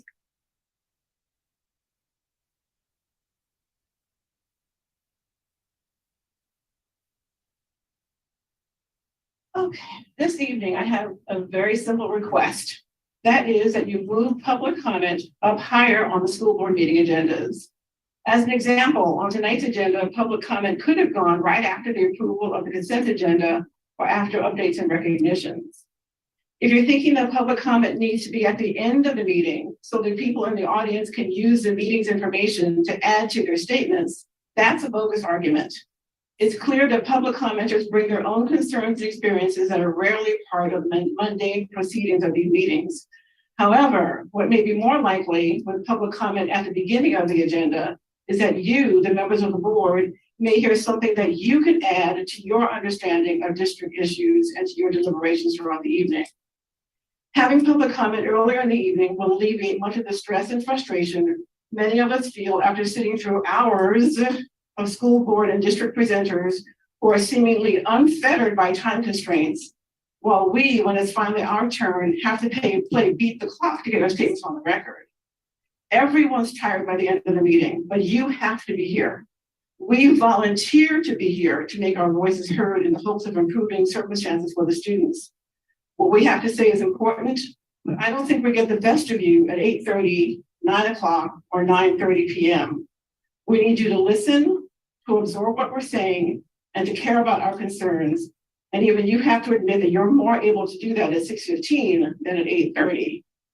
Much of what is presented at these meetings isn't for general public consumption. Board members and district representatives aren't talking to us. You're talking to each other using jargon, acronyms, and insider language that we don't have privy to.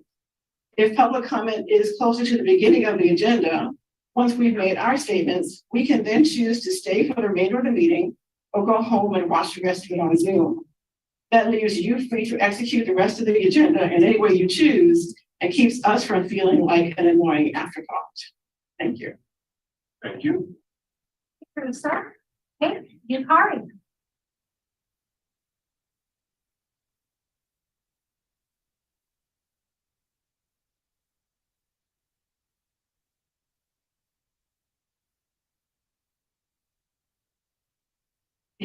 Thank you for listening to our voices. I'd like to update for my last month's my concern. Thank you so much for listening to me last time, seeing the person who seemed intoxicated on the Pine Street that was near to the Pinecrest Elementary School. I have not seen anybody anymore. That was my only one time. I'm so glad that I spoke up. So thank you so much for listening to me when it comes to school safety issue. I also got a nice follow-up phone call from the principal from the Pinecrest Elementary School about the related issue from the last month. She reached me out soon after the following week of the school board public comment. Again, I want to thank you to the board for not only listening to my concern, but actually reach out to the school principal for the issue. So I almost felt like a community, I'm just an individual mom, but the community and then the board finally kind of got in touch, each other kind of closely for the issue when I spoke out here. And the follow-up made me feel that we can communicate any concern to the board when it comes to the school safety issue. At the same time, I learned that I should not wait for hesitate to let the school know when it comes to any concern.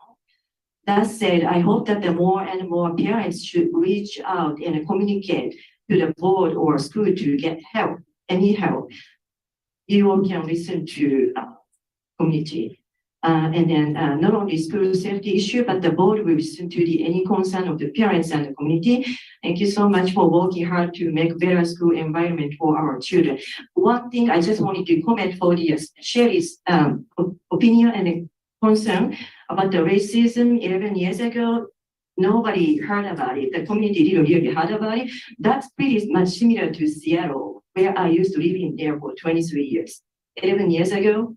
So about 12 years ago, I think it's all started. So thank you so much for listening to. Thank you very much. Thank you.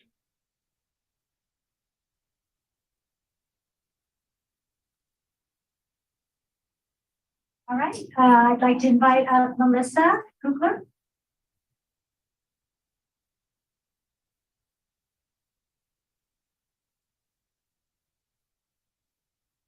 Okay, before I start, so I was listening on Zoom because I wasn't planning on coming in, but on the website, you guys said you couldn't find the form. I couldn't find it anywhere. When it looked on the, today's date, the agenda thing, yeah, to be able to put online, I couldn't find the. It's on the board docs. When you go into public comments, it's in there. Yeah, it wouldn't let me click it. I was trying, I was like, oh my gosh, I'm so sorry. We'll go back and work through it and see where. Matter, is there a way to just put an easy link to just that form? Because I wonder if I had such a hard time, I wonder if our older generation, you know, or people weren't tech savvy like me. When my kid has to teach me how to use Snapchat, like maybe. We'll take a look at that. Thank you. I was like, oh, I'm sorry. Although at the time I was listening the whole time, but okay, so I'm not gonna I'll give you guys a copy of this later. I'm not gonna read out of this because I can't read it. But it's called Hunting Adeline. That's the book. And I'm sure a lot of you are exhausted from hearing from parents who are frustrated with their kids, what their kids are exposed to in school. I've been frustrated hearing it over and over. It sounds like banging clanging cymbals at half the time. And a lot of us parents are getting overly frustrated. But we were patient when my kids were in a charter school with what was being taught to our kids that we didn't appreciate. And then I've been patient with the public schools and communicating and have been, for the most part, really respected as to what we want our kids exposed to. I know my kids have been exposed to content I don't approve of, and I'm also aware that my kids have probably said or done things that would expose other students to behaviors, language, or content that would upset other parents. My kids aren't perfect either. I get it.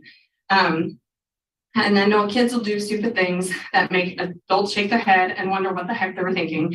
However, when adults that we are entrusting our children to authorize or allow content that's beyond disturbing, a completely different line is crossed. This book, it doesn't address there's no group that's going to feel excluded by pulling this one out of the public library or out of the school libraries. And I'm not saying it's the principal's fault. I'm not saying it's the vice principal's fault. I don't even know who authorizes half these books that go through there, but another student had checked it out and show me which middle school student's going to go, oh, I can't read that. That's not holy. They're going to go, oh my gosh, what you got? Oh, holy cow. They're going to take pictures. They're going to spread to their friends. And my kid didn't check it out, but it was exposed to it. And it's content that is absolutely horrific as a parent. And it should be disturbing to anybody. Anyway, so I'll let you read these later. I'm not going to read it out loud. I want to be shut down. So my other question then is, I hope somebody can get back to me, who approves books so that we can, I know you have a library console person. Several of us have applied to be on that, but we'd like to know who can go back through the libraries and maybe start pulling some of these that, you know, this type of book used to be the ones that was behind the curtain in Blockbuster that all of us kids were going, I wonder what's back there. Now it's in middle schools on the shelves for these sixth graders, little kids. And they're reading stuff that makes a grown person go, ooh.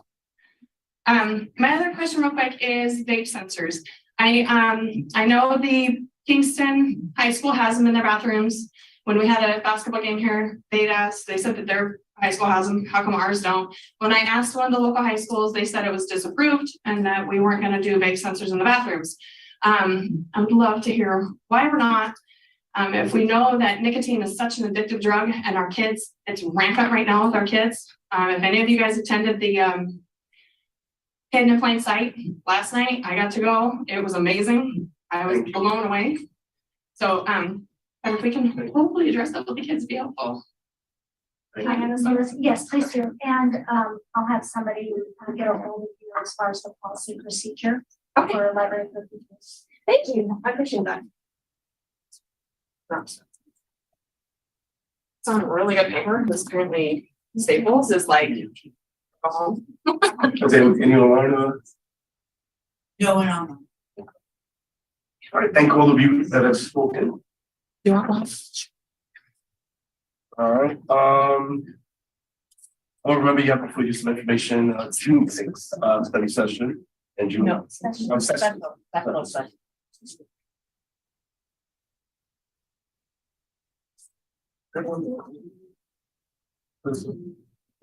It's at noon, so special session scheduled for noon. So it's going to be a study session. Yes, sure. Your graduation's the next one. Meeting. June 28th, regular board meeting. All right, any questions, comments? Whatever. All right, there's some follow-up items that we some that we heard, we'll follow up with. And then.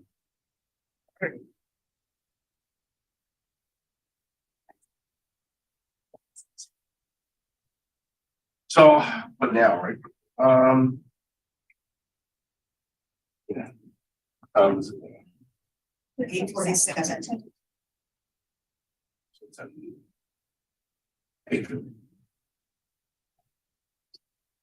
Yeah. All right, gotcha. All right. We recess it into executive session to discuss collective bargaining in accordance with RCW 22-30-140, 4 and A, and personal matters in accordance with RCW 4230-1110F. The board will recess into executive session in accordance with RCW 4230-140. And executive session will be held in the Vine meeting room and will begin at 8:55 and will last for approximately 45 minutes. Oh. Wait. 20 minutes. All right, thank you. 20 minutes. Any extension to the executive session will be announced in the virtual and in-person meeting. Board members will reconvene the meeting virtually and in person. No decisions will be made during the executive session and no action will be taken.